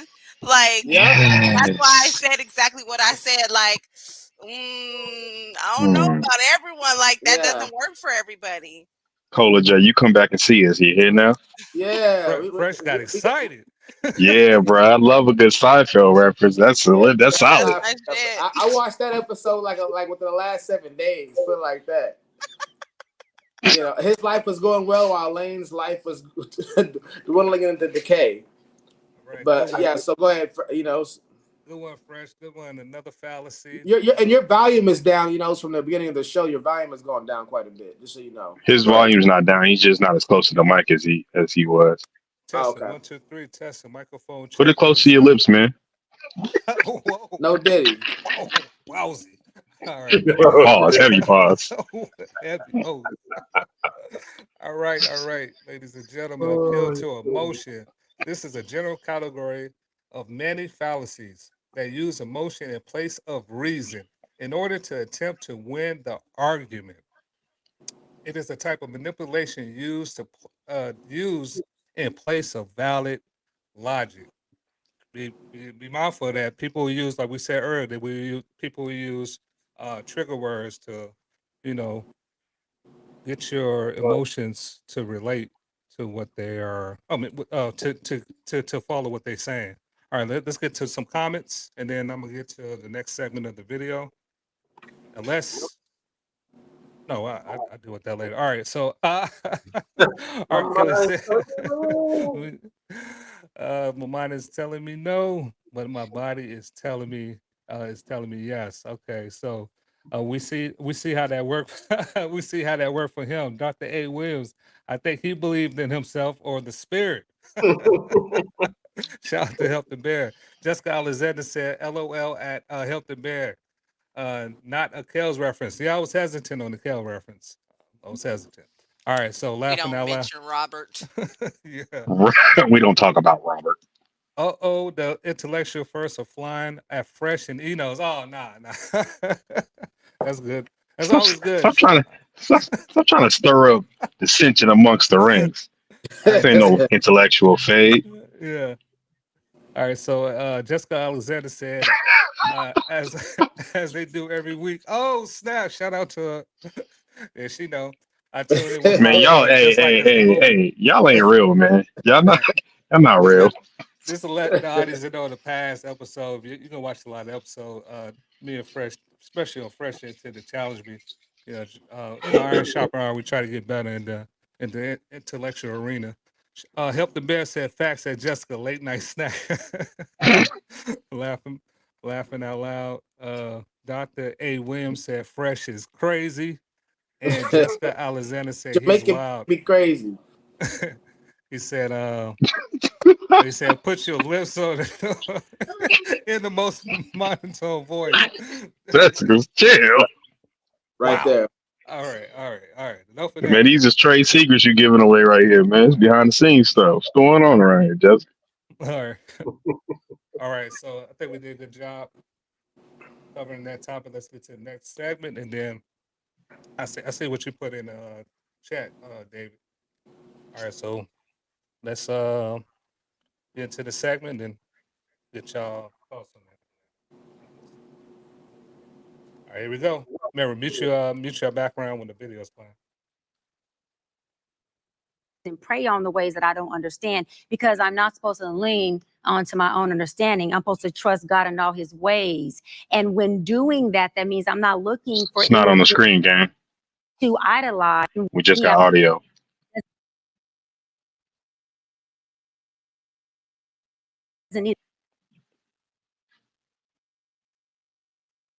To fit a box. He needs to come authentically who he is. And my job is to love him where he is, how he is, and pray on the ways that I don't understand, because I'm not supposed to lean onto my own understanding. I'm supposed to trust God in all his ways. And when doing that, that means I'm not looking for anything externally to idolize.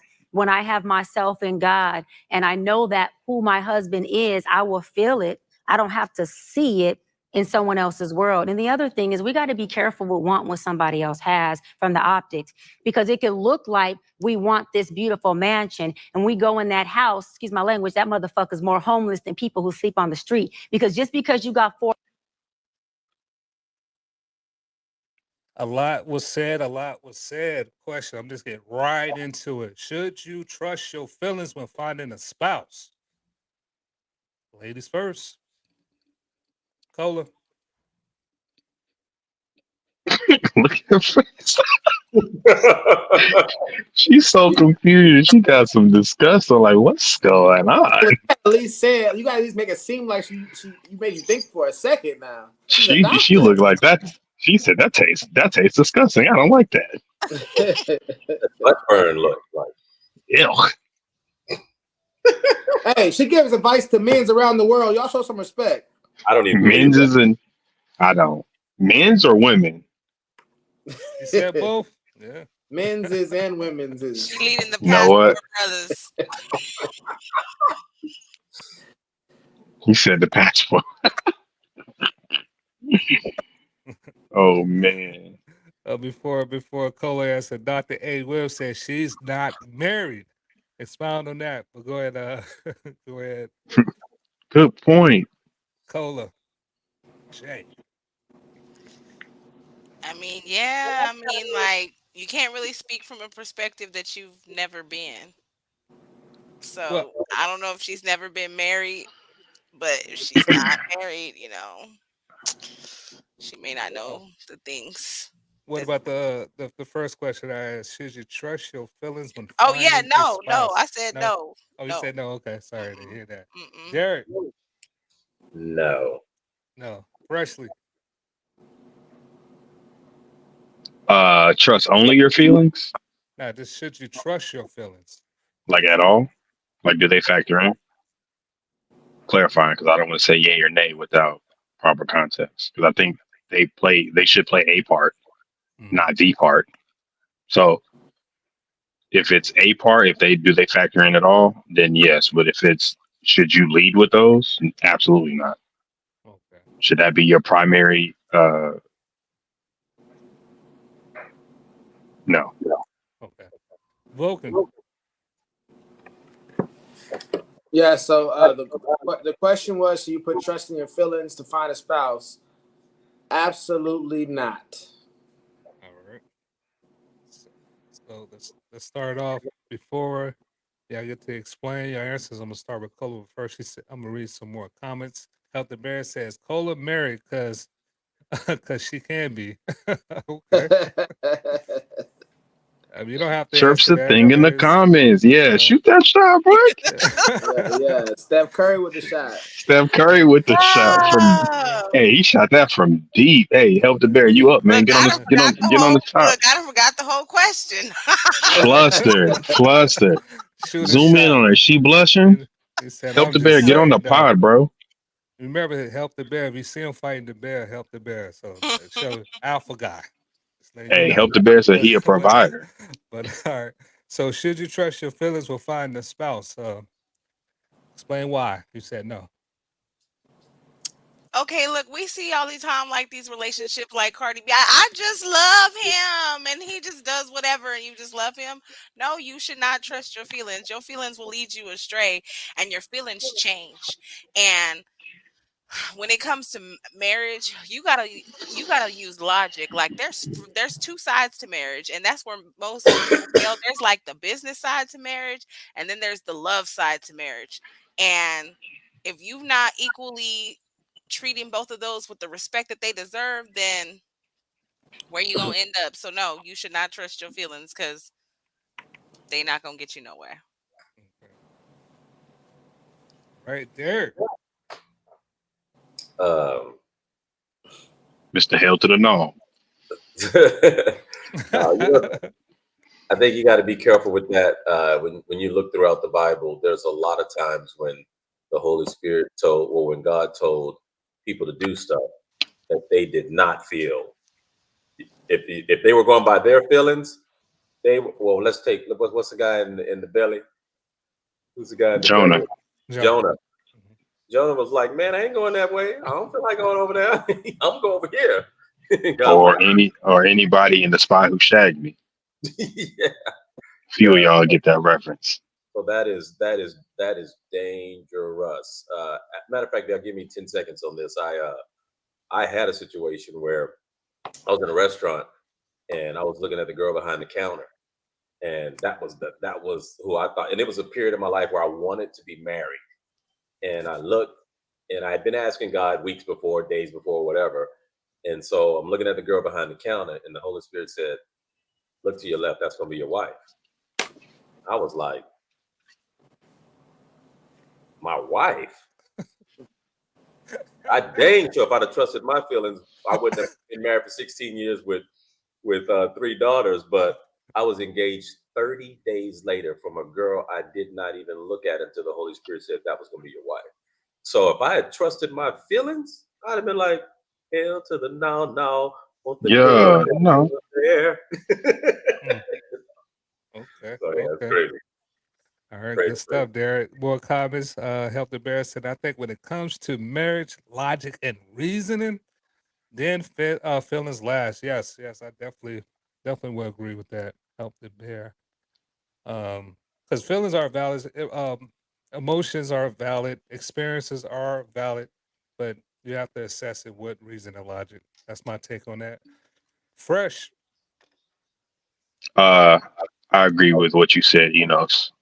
You summed it up pretty well. I mean, it kind of supports what I said earlier. As long as it's not the primary, as long as it's not the lead, the emotion, I think it has emotions and the feelings have their place in the process. I just don't think it should be at the it should not be at the foremost portion of the process. It should not lead. Okay. All right. Oh, snap. All right, go ahead, Vulcan. Yeah, so for me, it's one of those things where all this is. I give her this. She's being consistent. She said, "Trust your spirit." She said, "I look up to myself," and now she's saying, "My feelings will tell me when I see my spouse." I'll Severe give her. narcissism. Yeah, it's very much. I have this ability to be able to know what's going on and have knowledge based off this unempirical thing that I get within myself, and it gives me information. Some call that channeling.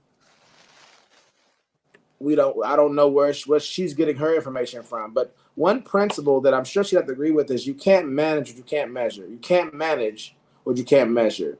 We can't really measure our feelings. We don't know where they come from. We don't know how they come to us.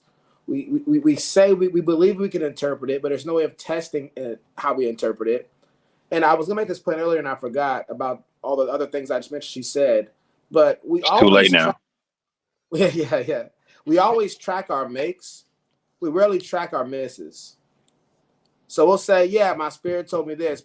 Can you control it? If I were to put whoever thinks they have this ability on the spot right now and say, okay, tell me this information based off your spirit, your feelings, your understanding, whatever it is. Could you do it on the spot? So you can't control it. So who's in control of it? Is it controllable? Right. You can't manage. If you can't measure it, you can't manage it. And that's the problem. A lot of this, and this is the part of the purpose of this show. Test the falsifiability, peer review. What is your process? What's your rubric? How do you know what feelings and spirits are accurate versus the ones that are not? Who's doing this? We got a rubber ruler here again. This arbitrary rubric of this how I know what's what based off this thing I get inside of myself that I feel. Is it a touch, taste kind of feel? Is it some kind of feel that defies physics? What is this feel that we're talking about? When she says I feel, What do you? Go ahead. Go ahead. I'm sorry. No, go ahead. I was gonna say, what do you like? Does that advice apply to the women who you're speaking to? How often have they failed? Like if they're 100% success, do they even need your advice? They're winning, right? But she's talking to women who have been trusting their spirit. They've been going with their feelings and emotions. And what's the role of her job if you can just trust your feelings? I mean, yeah, what do I need you for? I'm going to collect you. I'm going to say, hey, thanks for coming to my therapy session. Trust your feelings. That'll be $150, please. Thank you very much. Done. That's why I said she solved the problem. She solved the world's problems on this pod. Trust your feelings. But she also in the same We got sentence we said, got a really lean good not to your question. own understanding. Yeah, Yeah, we got a really good question right here. I don't know if you want to take it first, Fresh. Uh-oh. Never that. I never been a hater in my life. Why are you I hating saw, on I saw you. educated I saw black some women? haterade over there, Fresh. Mm-mm. She charges I would ask $500. this: do you define challenging or holding people accountable to what they say as hating? If so, then I'm the biggest hater. Call me Kendrick. You like But Charlie Murphy I'm just and Dave Chappelle, Charlie Murphy. huh? Haters ball. Play haters ball. I'm just pointing out the contradiction.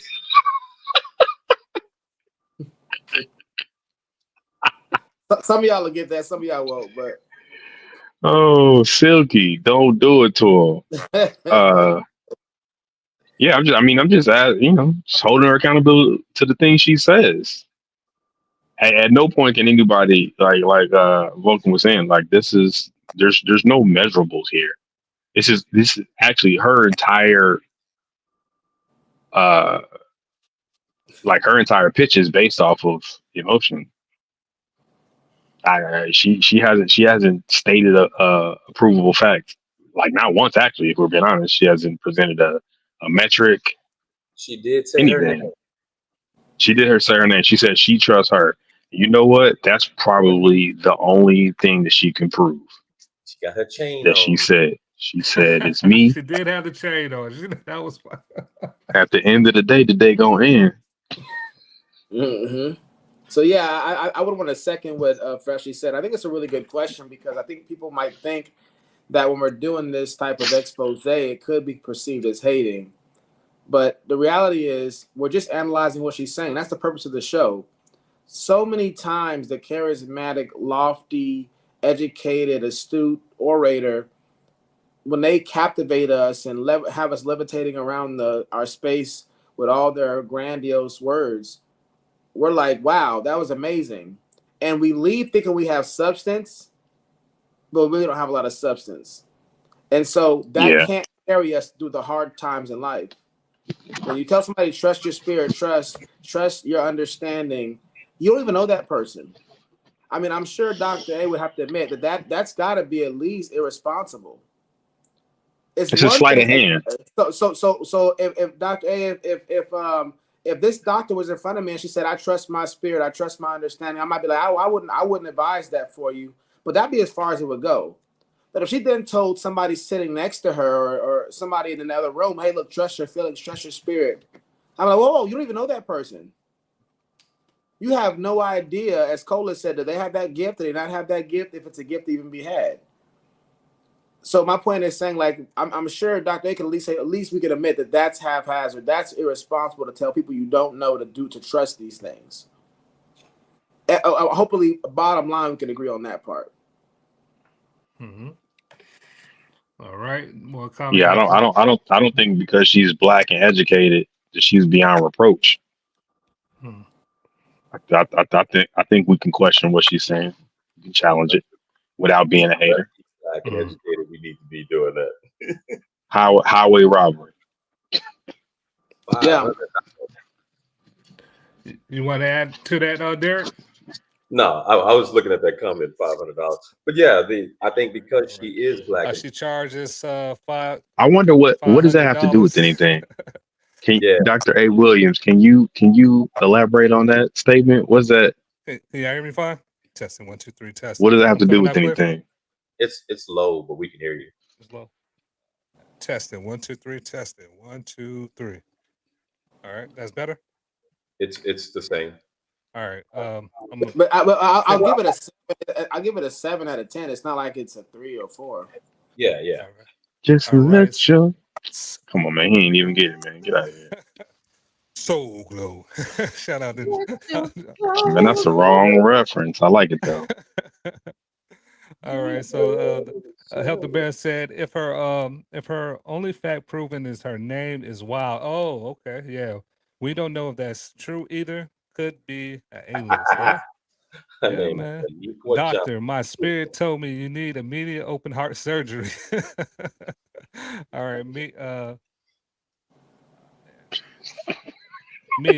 came here because I broke my hand.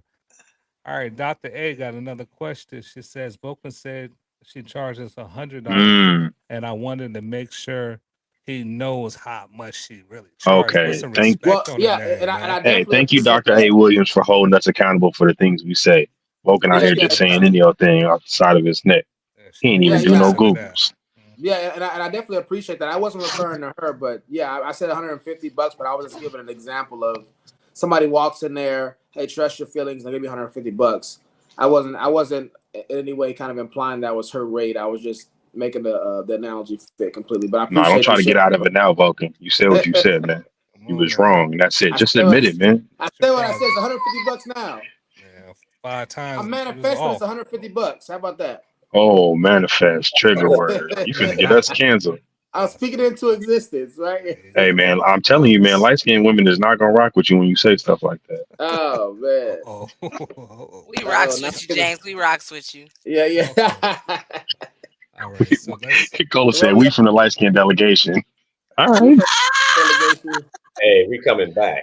Look, We I rock tried with to you. get chocolate. This is me chocolate. Been spending all summer Listen, outside. as a vetted representative of the light skin, I stand corrected. My fault. All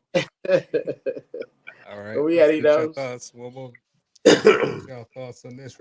Remember, mute your background. Mute your background. Listen, James shop some for more. shirts, the same place that Dr. Cam shop for Dr. his pants. Bryant. Dr. Bryant. She charges $500 an hour,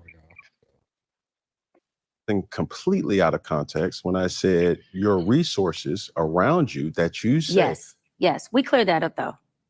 yeah, but the resources that you have around you Don't. I admire that about their. I love that. Not talking about you catching pics, but you just over here Cam, you on a TV timeout. Cam, we're not on the football field. Let's bring it back here. Yeah, I but you took it used to the the football field. I'm sorry. She Back finna run. here. I brought it back, baby. I'm sorry. I'm so sorry. It's okay. Okay. It's okay. No, I'm Condescension. not fleeing. I'm here. Say less. I'm here. Audacity. So all I was saying is you saying that that's what I like is more of a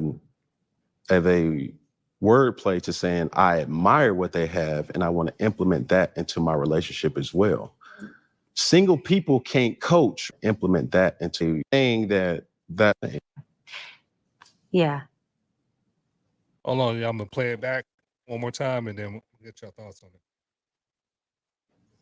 So all I was saying is you saying that that's what I like is more of a wordplay to saying I admire what they have and I want to implement that into my relationship as well. Single people can't coach relationship people. And I think that is. There we go. That's what I want to ask y'all. That's exactly what I want to ask. Can or should single people coach married couples? Vice versa. Let's start with Cola. Hell no. All Hell, right. look. I can look. Sing it for me. Sing it for me. No. Go ahead, Derek. You muted.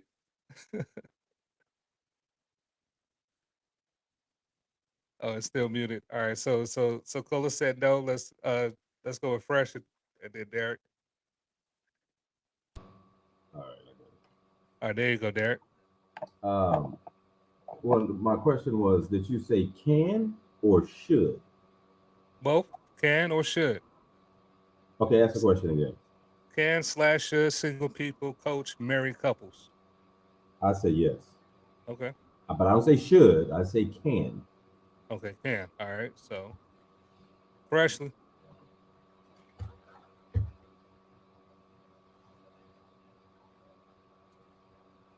Think you're on mute. Muted, Fresh. Yeah, they can. Can they do it well, or are they going to be the best at it? Maybe not with a lack of experience, but they can definitely coach. Vulcan. I'm gonna say they definitely can and they definitely should. Okay. All right. Let's start off with Cola. Explain why. Spicy. Okay, so I said hell no because if they're always speaking from that experience. So as a single person, if you're formally not single, you were formally married, learn from experience, that's different. You have things to share. But there's people out here who have like been single forever, like they've never had. I recently dated somebody that had never really had a serious relationship or anything. Those people, no, they should not, because what can you share? It's just like um the same concept with a single mother raising a child. A lot of black women, I'm sorry to say this. Ooh, they're gonna get you. I They're know. gonna get you.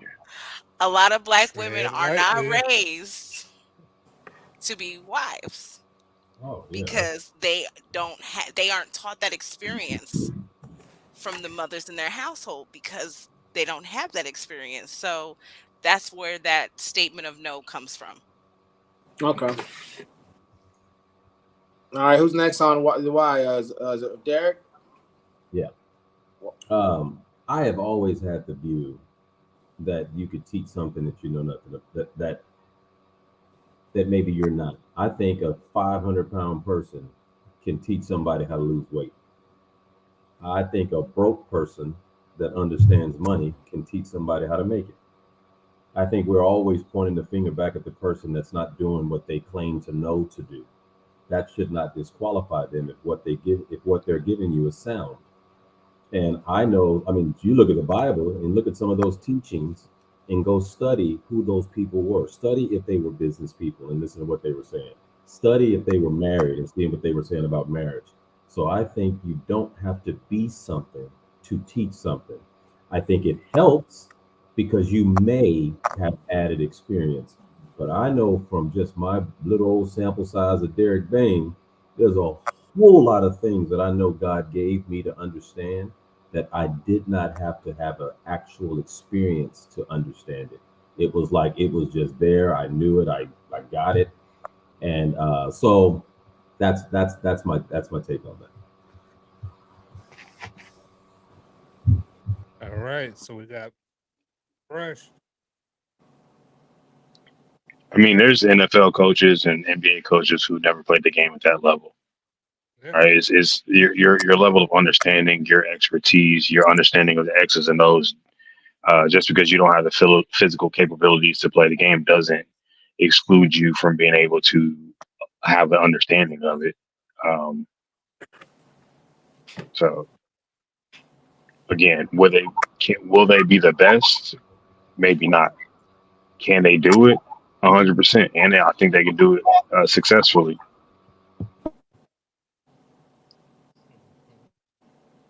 Vulcan. Yeah, I mean, to me, this is a silly idea that people couldn't be able to do it or they shouldn't be able to do it. And we can just do a couple of thought experiments in our head right now and think there's I people want to do them who out loud. we can do it out loud as well. I'm gonna do it right now. Matter of fact, thanks for pointing that out. So the thing is, you can take somebody who is in a marriage and they can give terrible advice. You could have Hmm. somebody who's out of a marriage and give great marital advice. It really doesn't have anything to do. I mean, we've all experienced that in real experience. So it's not even that you have to even do a lot of thought experiment to realize that, yeah, that happens. That proves Some of that the just because. Sorry, go ahead. Go ahead, freshman.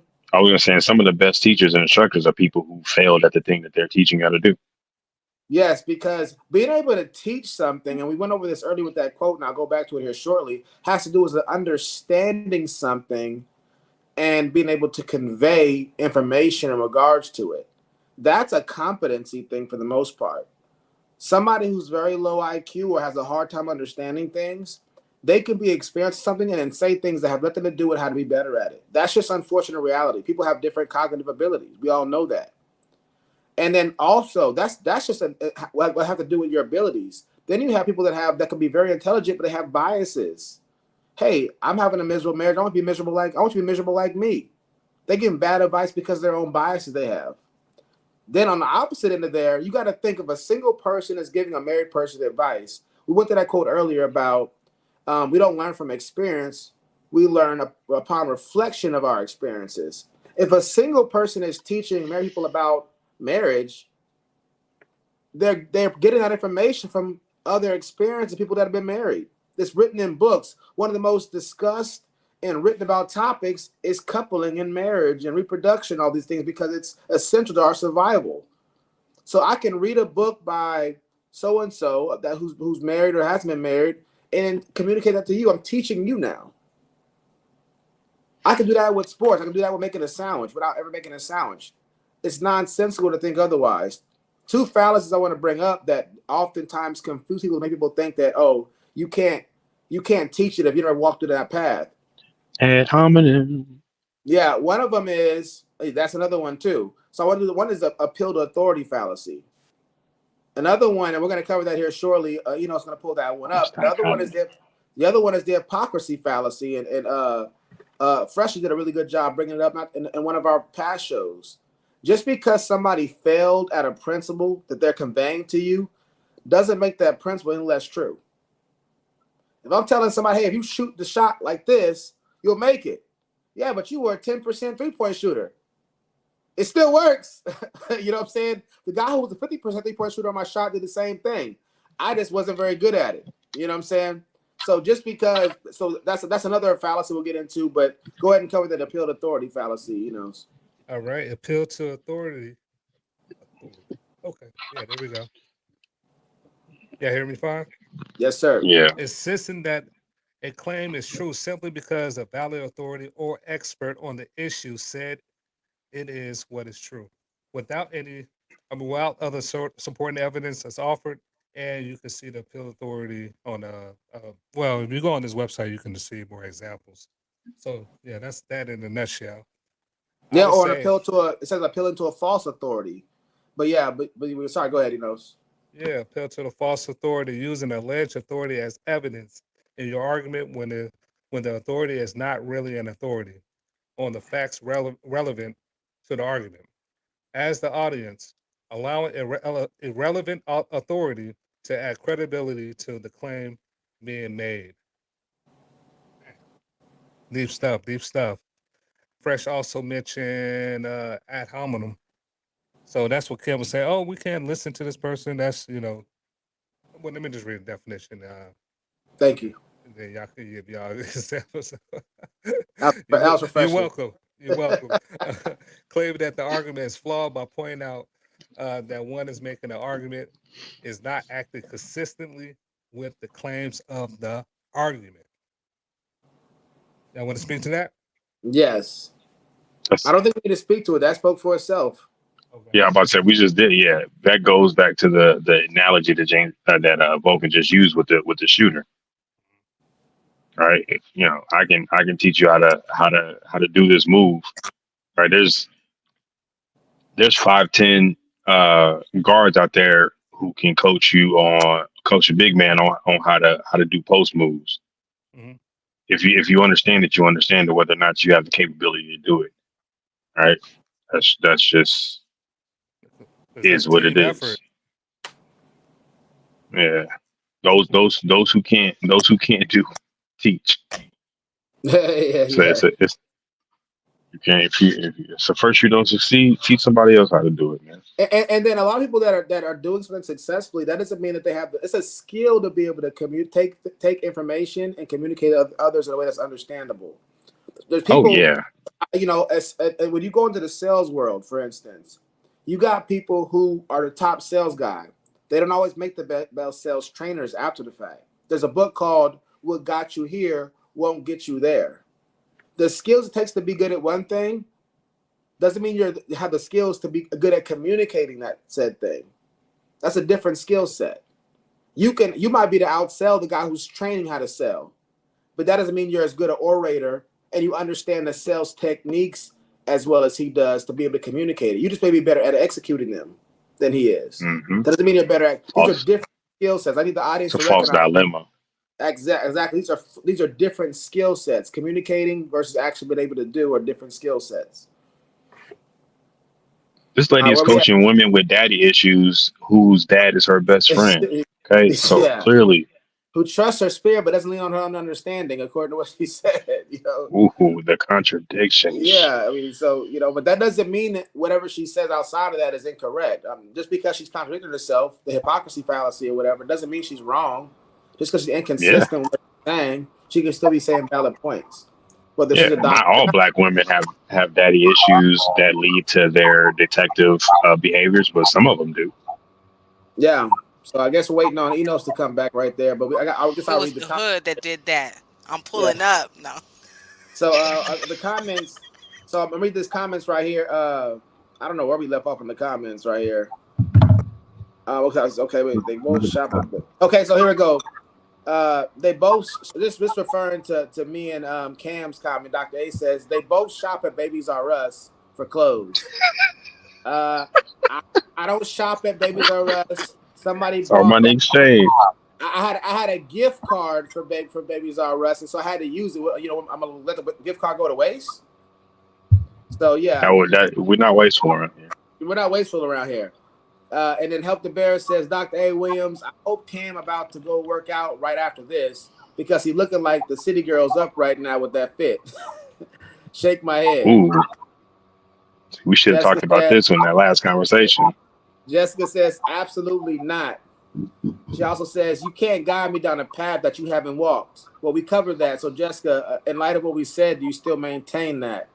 Dr. A says, therapists with the right intentions can help because there are many therapists who specialize in different areas. I love that. Very good point, Dr. A. You don't have to experience it as somebody that you know, a trusted source, has that experience or has reflected upon somebody else's experience to help you walk on that path. Help the Bear says, Cola, you being disrespectful by not claiming me. I knew I should have trusted my spirit. Jessica A, you want to respond to that, Cola, at all? Yeah. Jessica A says therapists are trained in theory. We need practical guidance. So she's saying we. So we're dealing with an expert on our hands, y'all. So put some respect on her name. Look, And Sheikh said no more. You can't trust them feelings. You can't just yeah. You can't trust them feelings. Can't trust the feeling. Jessica says, I let me not speak for others. Let me not speak for others. And then Help the Bear says at Vulcan, I agree. At Fresh, they say people who can't teach.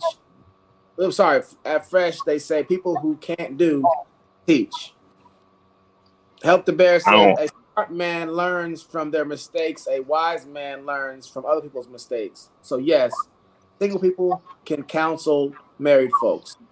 And we would say vice versa, obviously, too, right? Vice versa, married folks can counsel single people. A lot of churches will actually have single people come to married people's homes to see what it's like to be married. So if it's true on one side, we wouldn't do it to the other side. I don't know if that's. I don't know. I don't know if I would 100% agree with that statement because theoretically, the married couples are coaching the single people not on how to be single, on how to get to where they already at. So theoretically, they are coaching single people on how to get to. They've already walked the path. If you're single and trying to stay single, there's no reason for you to be in couples therapy or couples coaching. I can still see a few reasons. We don't have Enos right now, but he said he having trouble logging in right now, so we'll get back to him. But yeah, I mean, I can see a few reasons though, because I've seen this happen before, and I've been one of those couples at one time that had singles come over. But the thing is that you still have to prepare yourself as a single in order to be prepared for marriage. How do you get picked? How do you get picked? So you're telling them, okay, look, you're still single right now, so I'm not going to tell you what to do when you're married, because you might be, who knows how long before you get married. I'm going to tell you what you should be doing right now in preparation for the marriage. So they're going to tell them advice how to be a single person to get where they are. And that happens in business as well. That's a path they've already walked is what I'm saying. The feel of the initial statement is if you never done this, you can't coach me on how to do it. Yeah, but the thing is, they may be telling them a path that they didn't actually walk themselves. Like one example is a married couple who was sleeping together before they got married may tell the single, hey, look, the best thing you could do is not sleep together, not move in together, which is not what they actually did themselves. Yeah, but they've already walked that path. They've been there. You know, if I walk a path and fall and break my ankle, I can still tell you where not to walk so you don't break your ankle. But it's from experience. For sure. So I think that it may not be the 100% across the board, but if the point is, if you're not living it, you can't share it with me, then I would say that that's the same on both sides. I agree with that. Because I've seen it happen to where if you're a divorcee, they say you can't tell somebody about marriage if you're a divorcee. I've seen that as well. Yeah, I agree with that. That goes back to the, like, if you failed at this, you can't tell me how to succeed at it. But I mean, some of the best advice on how to succeed is how to avoid the failures.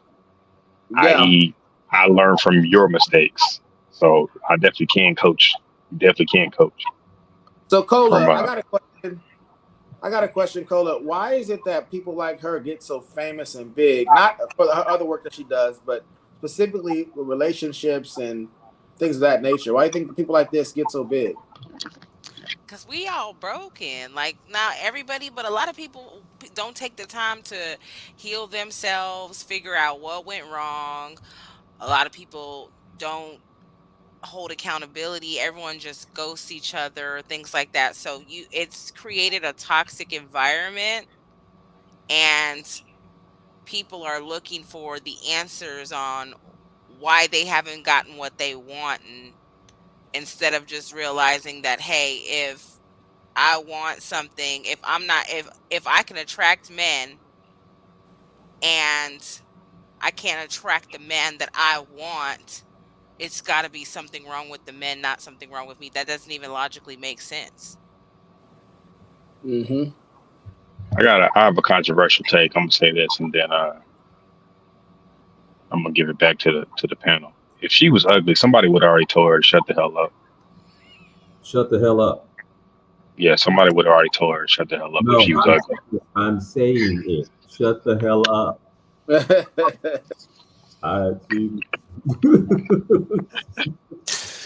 Yeah, man. That's the answer Vulcan's question about why people like this get so famous. She's famous because she looked good. She appeals to the masses. If that's the reason she's famous, whose eyes Stevie? Oh, they did a Stevie Wonder panel. I got it. You don't think she's attractive? At least conventionally? Not even a little bit. But are you okay? Are you Derek? Derek, are you going off of personal preference? Or are you going off conventional? Because she is conventionally attractive. She's sexable. See, thank you, Cola J.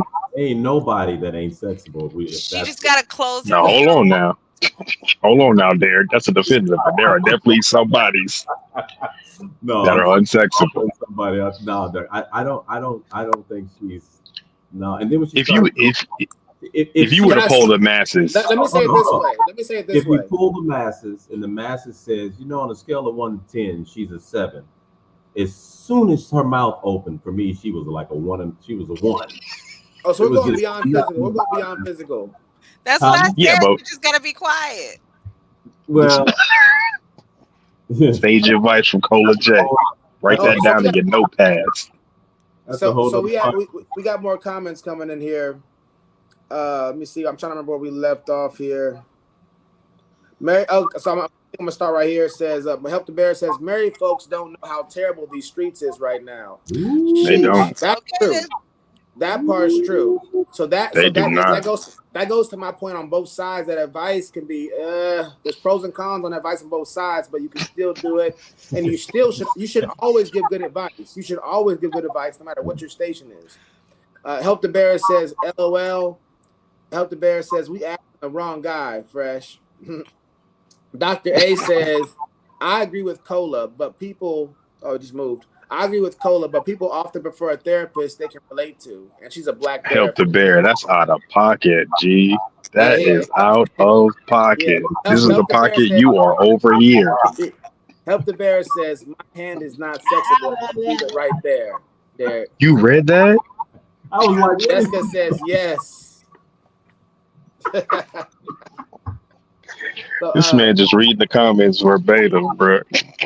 Yeah, we gotta show respect to the people that spend time doing that. Real quickly, so you ready to go to the video? Where we at? Oh, you can't hear. You can't hear, Derek. You can't hear. Okay, we can't hear you. So so then we got here. Jessica says she's famous because of her physical appearance and she speaks well. What? Well, He speaks I'll so say well. She She speaks does. well.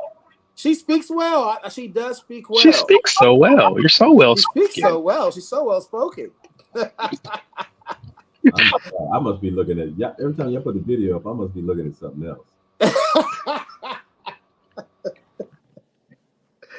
Oh I, man. I Look don't at her, know, man. Derek. I don't personally. I'm not personally attracted to her, but I'm looking conventionally. Like there's 10 other women who are successful based on purely on their looks in the industry who she could fit in with.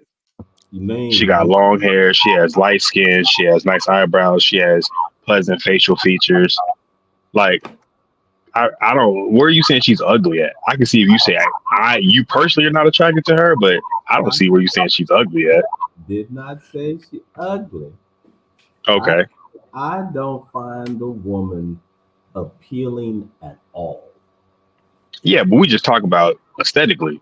Obviously, when she opened her mouth, that takes her down a few points. But we ask why people listen to her at all. It's not because of what she's saying. I'm confused that anybody would listen to this because of beauty. That's the part that all right, everybody. Yeah, Real quick. this dichotomy is why Vulcan Soapbox exists, though, because people listen to her because of how she looks and she says nice things. Yikes. That's why Vulcan Soapbox said, "Hey, actually analyze what she's saying." All right, y'all. So just so you know, sorry, Fresh. Enos is gonna continue to play the video right now, but his audio is acting up right now, so we can play the video. Because you didn't put it closer to your lips. Also, it's allowed me to. No Diddy.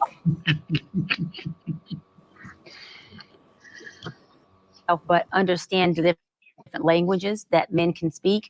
Also, it's allowed me to have more compassion and break my fairy tale ideology that women have. I always say this: men get married and become a father and go, "Oh shoot, okay, I didn't know it was going to take all of this. Game time. Let me try to figure this out. Let me try to see if I can do this and do that and get the card and do this and love her more and balance all this." Women, we meet you and we're like, our idea and our fairy tale is you are Prince Charming, honey. And then we try to get you to fit Prince Charming. And the more you don't fit it, the more y'all end up in my office going, but he doesn't do this. Well, has he ever did it? No, but I always just thought my husband would. Your husband or this man? So are you getting to know who you with? Or are you making this man fit this fairy tale ideology that doesn't even exist anyways? And so women come and lead with fit this, or you have no value. Men come in and go, all right, I'm here and I'm going to learn how to be the best I can for you. And then women do what? You're taking too long. You're not getting there because you haven't fit the box of the fairy tale. So for me, it's helped me break down what all of my clients know. Y'all know I call it the fairy tale ideology. And I'm not exaggerating, Can. I want to say 100%, but I'm going to go 99.9% of women. All right, so we just paused it right there. I'm gonna take over for in my office. I'm having to work on breaking their fairy tale ideology of their husband. And hold on, let me say this. To his defense, they almost always have an amazing husband. But because his amazingness doesn't fit her idea of amazing, guess what? He ain't shit to her. And remember, I have no emotional investment besides I really want them to get this, work through this. I'm going, so because he don't fit your tone of red, you gonna tell me this man still ain't red? He burgundy though. All right, so I'm gonna read the comments. I hate that he has a show. Yeah, yeah. So yeah, I'm gonna read I the hate that comments. they gave this man a And then platform. we're gonna go around. That's hilarious. So if she said she was from Colombia, Derek would say she's beautiful, which is okay. What? It is okay. There you go. Help the bear. You need to eat something. Eat a snack. So we got here. Pause. Fresh. Sheesh. And then she might be speaking facts right now. Jessica says, and Jessica says, y'all are hilarious. So the question right here, and everybody, I just want to go around, Cola, then Derek, then Fresh, but we're gonna go just 30 seconds or less. Is the fairy tale ideology a real obstacle in coupling today? Yes. 30 seconds or less, Cola. Go ahead. Absolutely. Like that's a, yeah, absolutely. People have this falsified idea of what they want in their head, and they're stuck on that. People, And she's saying ladies. You saying instead of people? Just just to make sure. realizing, like, some 80/20. She's saying Okay, well, ladies, okay. the 80/20 rule, like, you ain't gonna get everything you want. Okay, Derek, you go. What you got? 30 seconds or less. Is the fairy tale ideology a real obstacle in coupling today? Oh, it's an absolute real obstacle. Matter of fact, it's one of the things that good guys struggle with. When you are a good guy and a woman finds out that that's who you are, make a mistake if you want to. She will crucify you to death because you was way up here and now you failed. Oh man, you know what? That's probably the smartest thing that woman done said this whole time we watched that video. So Right. she hot. She hot now, right? She attractive now. That damn, that girl is bad. I She's like Colombian her. now. She got something with her. No, She's Colombian now. I kind of see what you're saying now, CJ. He like, hey, yellow. Oh wait, it was burgundy. Hey, Exactly. burgundy. Hey, Miss Parker. All right, Fresh, what you got, Fresh? Is the fairy tale ideology a real obstacle in coupling today? I think the way that she described it, indubitably, yes. I don't think having standards is a problem. I think having certain expectations of the person. So having a template and expecting your mate to fit that template without the proper communication is a problem. So if that's what you mean by the fairy tale, I think yes. But if you come in and say, this is what I want, you at least give your mate, your partner, a chance to say, I'm not going to be able to do that. Or I can do that, but it's going to take some time. The fairy tale is I came in here thinking that this is what I wanted because this is what society told me I deserve. Oh, I hate that word. Society told me I deserve this Prince Charming, so I came in here expecting you to be Prince Charming because that's what I want, as opposed to openly communicating that. Absolutely right. So I'm gonna read this comment and I'll give my perspective. I told you she was smart. From Dr. A. I'm not So, a therapist. yeah. I talk that to people. So yeah, My bad, Dr. A. No. Yeah, I could deduce that Dr. A might be an educated black female therapist. Either that or a fan. Yeah. So she put doctor on her name. Yeah, Dr. A. She is a bona fide doctor. I can tell y'all that for Yeah, sure. she had to let folks know what's going on. Yeah, and she has the accolades and the acumen to back it up. So is the fairy tale ideology a real obstacle in coupling today? It definitely is. They did a poll not too long ago where they asked, I think it was like 450 women and men, if you can get 80% of what you wanted in the opposite sex, would you take it? The men said, definitely. The ladies were like, that's settling. Tragic. That's We'll be single then. Ideology right there. So yeah, it's definitely an issue. And the last thing I want to say about that before we go back around and get more into it is that the thing that I've noticed with Black people in general, we don't have a real regard for STEM, science, technology, engineering, mathematics, and it affects our daily lives. We don't care about the math. So when ladies are thinking about the kind of man they want, they don't realize how every category they want that's rare compounds the chance of them, the chance of them finding that person. So they go from he needs to be this, he needs to be this, he needs to be this. Just 3 or 4 attributes alone, you're already in less than 5% of the population. And then don't forget, if you live in an area where there's only 300,000 people, or you live in an area, you live in the outskirts, the suburban areas, and you work from home. So that's the Amazon guy. You're out of luck. But and my issue is a lot of times we don't think about the math associated with a lot of these fairy tale attributes that we want. And then the last thing I'll say, Cole, I know you want to say something about this, is also we don't think about personalities and temperaments and how it affects who somebody is. Just one attribute alone, agreeableness. People who are less agreeable tend to get promoted faster because promoted faster and get higher income, because they're more likely to want to negotiate with somebody about something because they're not agreeable people. So if you want a man who's not a pushover, but then want him to be very accommodating to you, those are two different types of personality sets that don't tend to occupy the same body and the same mind. Cola, you have something you want to say? I'm good with that. You know I'm an asshole. But we we've had this conversation before. You remember that website, and it will tell you like you can actually like plug in like, characteristics, and it will tell you like your percentage of how likely you are to find that person. And I think you were actually surprised because mine was higher than you thought. It was higher than Yeah, most people's. yeah, But yeah. I just think that mindset of thinking goes against what we are biblically put here to do as a woman, as a true woman, and that nurtures anything that you have. I can grow. All I need is some drive and someone who got a little bit of direction. We could work. We could work on the rest, okay? Like, so it don't make no sense to me that we got to have it all. Like, how you want things for yourself that you can't provide for yourself, like, but you want equal, like, equality and all this other stuff. It just doesn't make any sense to me.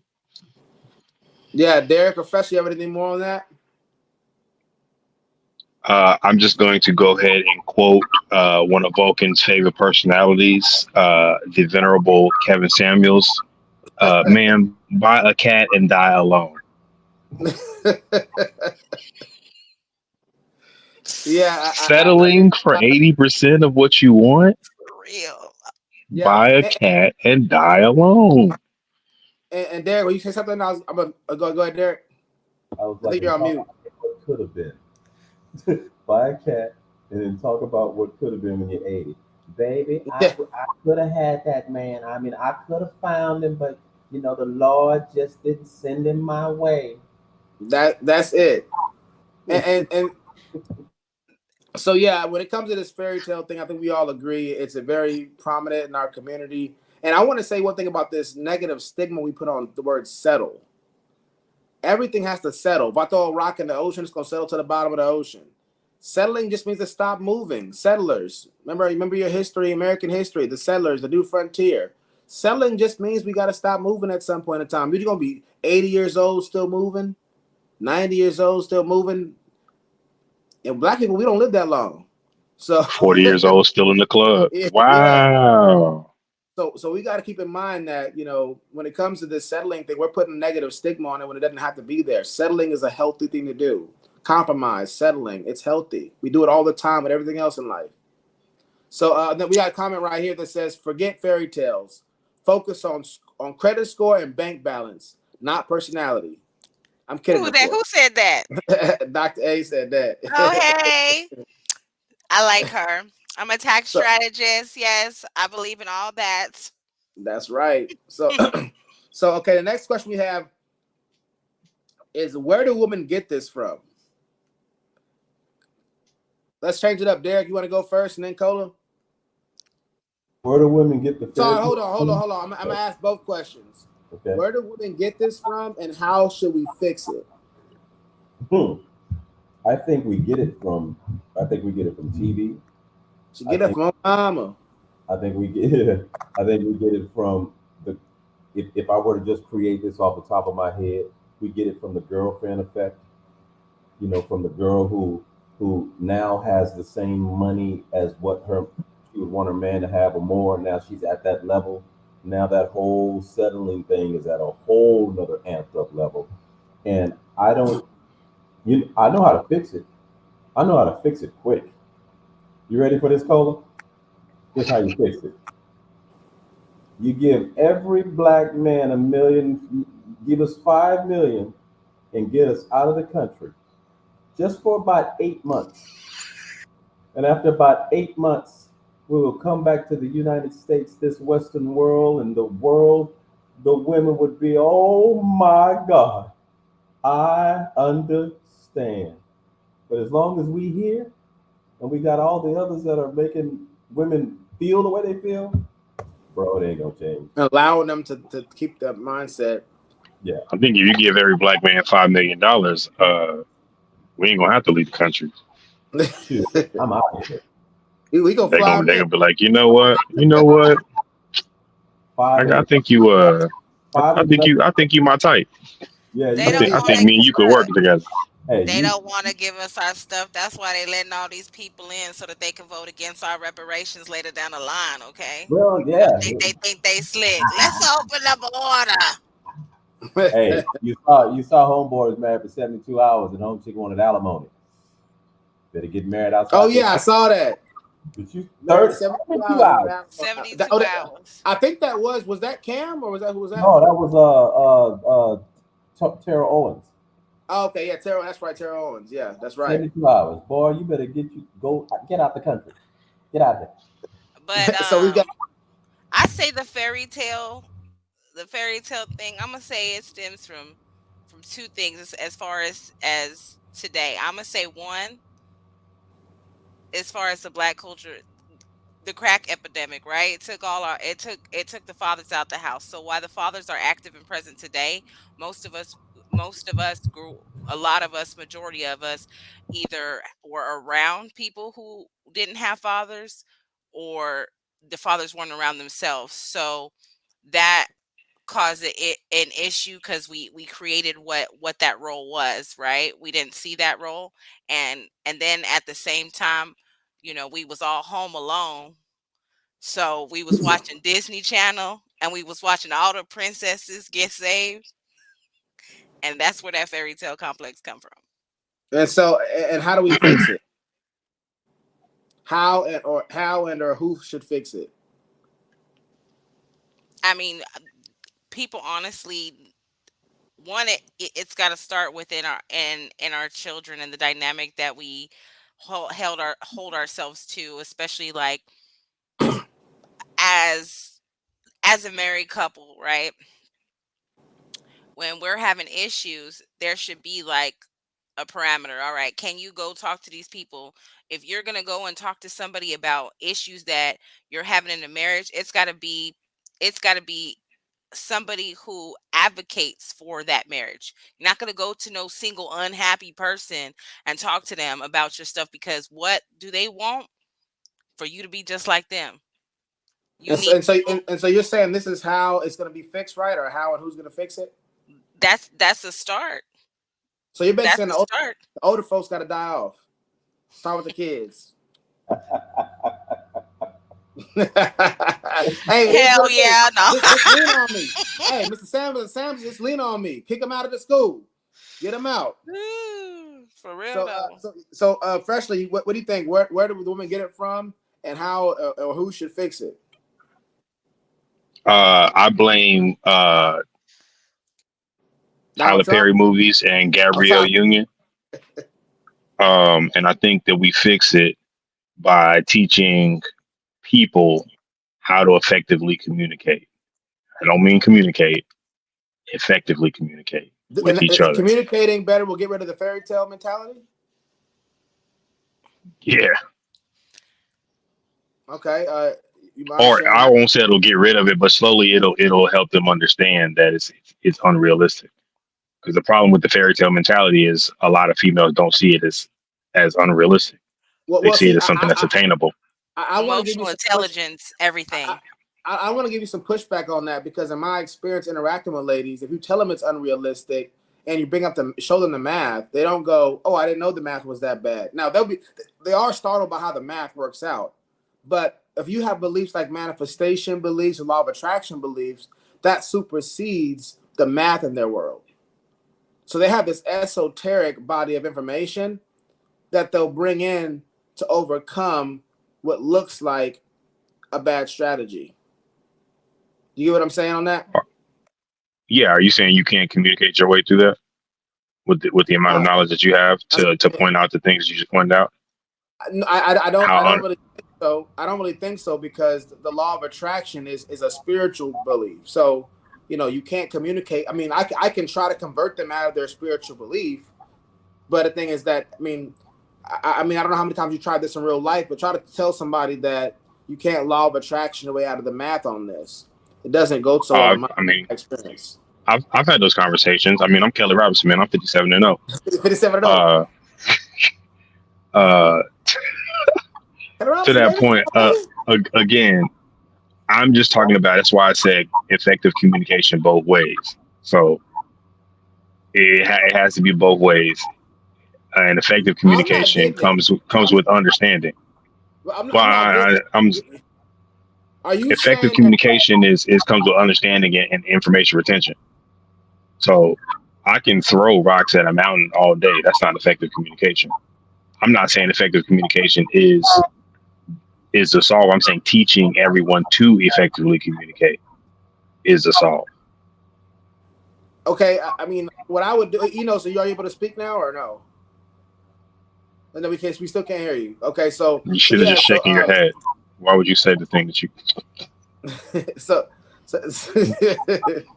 the thing is that whenever you're making the point about effective communication, not that I disagree that we should do that. I'm just not sure if that's gonna overcome this deep held belief that I can still manifest, I can still speak it into existence. Like she even talks about this on the video. I don't know if we're going to cover that part, but she'll say that she's speaking for her man to be well endowed, to have a nice Wakandan. You know what? She said that I don't like that. Thing is, I don't like that. I can give her the math on what percentage of men have this size of this girth or whatever it is. I can give her that. But telling this educated, articulate women that this manifestation teaching is bunk. No matter how effective my communication is, doesn't mean that she's gonna be convinced. Just like talking to Jay, you got that familiar look on your face. Just like talking to a Mormon or a Jehovah's Witness. Anybody got any points on that? Ola J got some. Got some smoke.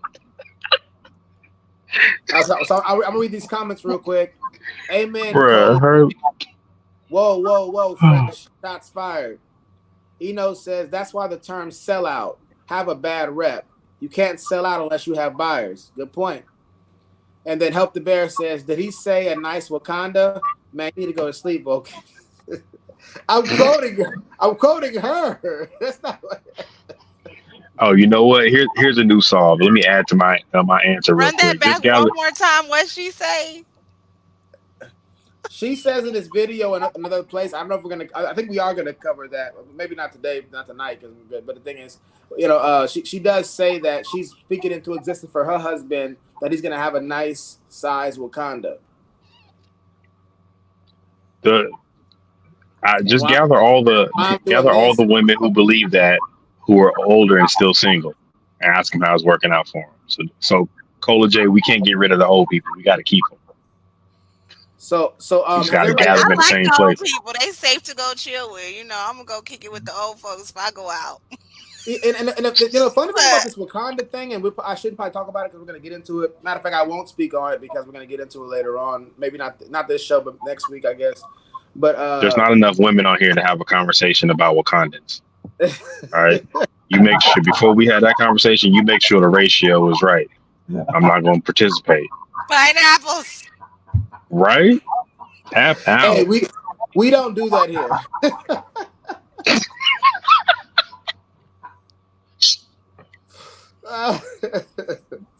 So yeah, okay. Let me see where we at right now. Did he say that's just so stupid? Oh my god, I just can't get over it. Yeah, have a guy with a nice fictional place. I don't know. Isn't the fairy tale ideology based on science, anthropology, hypergamy? Somebody been reading the dictionary lately. But yeah. So I wouldn't say that's wild. Isn't the Vulcan Soapbox All Corn Edition by Help the Bear? So Derek, Derek, have you said where it comes from and how it should be fixed? Yes. Okay, so I'll just address. I think I'm the only one that hasn't addressed that part yet. So I'll say the only way to really address it is that, and this, I'm not going to say all the different ways, but just in short, what I'll say, the only way to do it is we have to start being more candid and honest with women. We got to start being candid and honest with women about how unrealistic it is, and it starts with the fathers. The difficulty with fathers with their daughters is fathers just care about their daughter's survival. They don't care about their daughters having a happy marriage. If their daughter became a doctor and had horrible relationships the rest of her life, that would be just fine, because when he passed away, she'll be financially taken care of. And so because of that, men tend to raise their daughters to think like men. And so you have that issue where it's like, I'm gonna get what I want. And men have a lot more time than ladies do to decide I'm gonna get what I want. So if women want to have, I won't even go into all that stuff. So I'll say and I think the only way to fix it really starts with just like Cola said, teaching the kids the right way, what marriage is about, what marriage is not about. And then ladies who have all these different philosophies, from law of attraction to manifestation, speaking into existence, not caring about, not teaching math and scalability and test of falsifiability and peer review, and understanding how do I know what I believe, epistemology, how do I know what I believe is true? How do I know this is true? If we don't do that, people will continue to live in the fairy tale land. And men will lie to women to get what they want from them, instead of dispelling their fairy tales. So I think we got to change the culture of it. Tell them the truth, even if it hurts.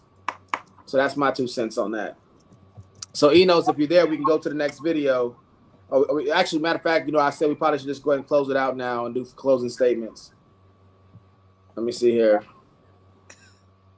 Yeah, let's go ahead and close it out. Let's do closing comments. Cola, Derek, Fresh, and me. Let's go. Closing comments, and we'll have another part 2 on this. We still got a lot to cover on this. Who's first? Oh, Cola. Cola, the guest. We got the guest on. Look, I'm gonna just close it out with I'm glad we ended with the last video so far, so we could have her show some of her educated self, Yes. because Girl power, black girl magic. Before then, she was making us sisters look bad. I don't know. Yeah, that's a good point. Yeah, all right, Derek, what about for yourself? I would say, people, please find some kind of way to get a relationship with Christ, so you don't have to rely on a therapist to get you the help that you may or may not need. We got some crazy ways we think in this world, and a lot of them are detrimental because we don't really address someone's specific needs. And whether y'all believe it or not, every single person watching this video believes in God, because when that knee bows and you realize that he is who he is, everybody's going to believe. So I would say, since I believe that, I would say get around some people that understand how to get you to have a relationship with God, so that you could heal any mental issues, any relationship issues, any personal issues that you may have. Yes, sir. And Freshly. Get a cat. I'm just kidding.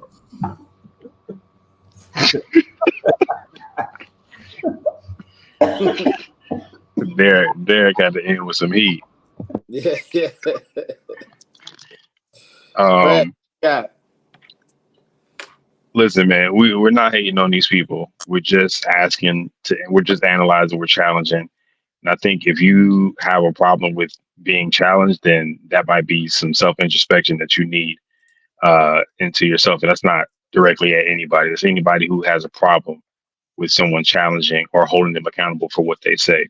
The point of this pod is to give you the tools to analyze and filter statements that people say. So we're not telling you what to believe or how to believe it. We're saying make sure that you fully analyze it and understand what you believe in before you believe it. That's all I have. Yeah, thanks for the insight, everybody. I'm gonna read some comments here, then I'll give my closing comments.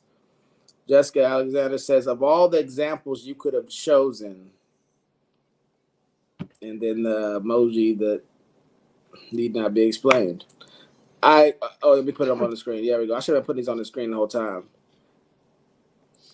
Dr. A says, I agree. Fathers teach their daughters to take care of themselves and not worry about marriage. We got it from the doc. Help the Bear says, God first, Vulcan Soapbox second. That's all I need in life. Peace, y'all. Peace is soul grease. Peace and soul.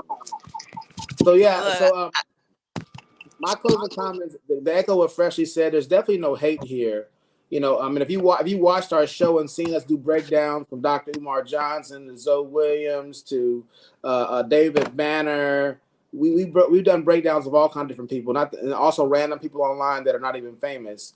So it's not so much about hating on anybody. We're just going off the words. Anybody could have said it, and we break each other down as you see on this show. We'll challenge each other. We'll break each other's words down because at the end of the day, we want to make sure the message that's being communicated is going to be helpful and beneficial and impactful, an apt word. So it don't matter who it comes from. We want to make sure that it's something that's sustainable and telling everybody to trust in their feelings and their spirit. You don't even know who that person is and where they are. They can have a psychological issues. You don't know what's going on with them. You don't know what their spiritual beliefs are. And you're telling these things, you don't even know who they are. That's very irresponsible. That communicates, I'm just going to say whatever it takes.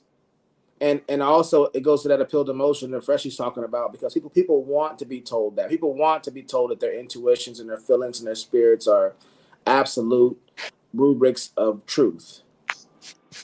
And look to yourself, look inward. That's a spirituality, but it's definitely not Christian spirituality. So I think people need to recognize that. So again, on the Vulcan Soapbox, we appreciate y'all. So you able to speak? Yeah, can you hear me? Oh yeah, boom, we got him. All right. So Enos, you want to give any closing $88 statements? short. No, just kidding. Yeah, just wanted to thank all the guests we had come on. I want to thank Derek. Definitely want to thank Colin G. We want to thank Sarah Sojourner. We want to thank Sid, and we want to thank that was everybody, right? Hopefully I didn't forget anybody. And everybody that You participated. did. You got. Yeah. And everybody that participated in the comments. We always like the back and forth with Help the Bear and Dr. A. Williams. Thank you for participating, and Jessica Alexander. Thank y'all. Yeah, actually helped the show a lot in a lot of ways with the things that y'all put in the comments. So yeah, man. So another good show, and see y'all next time. All right, see y'all next time. All right. Gang, gang, it don't bang. Peace.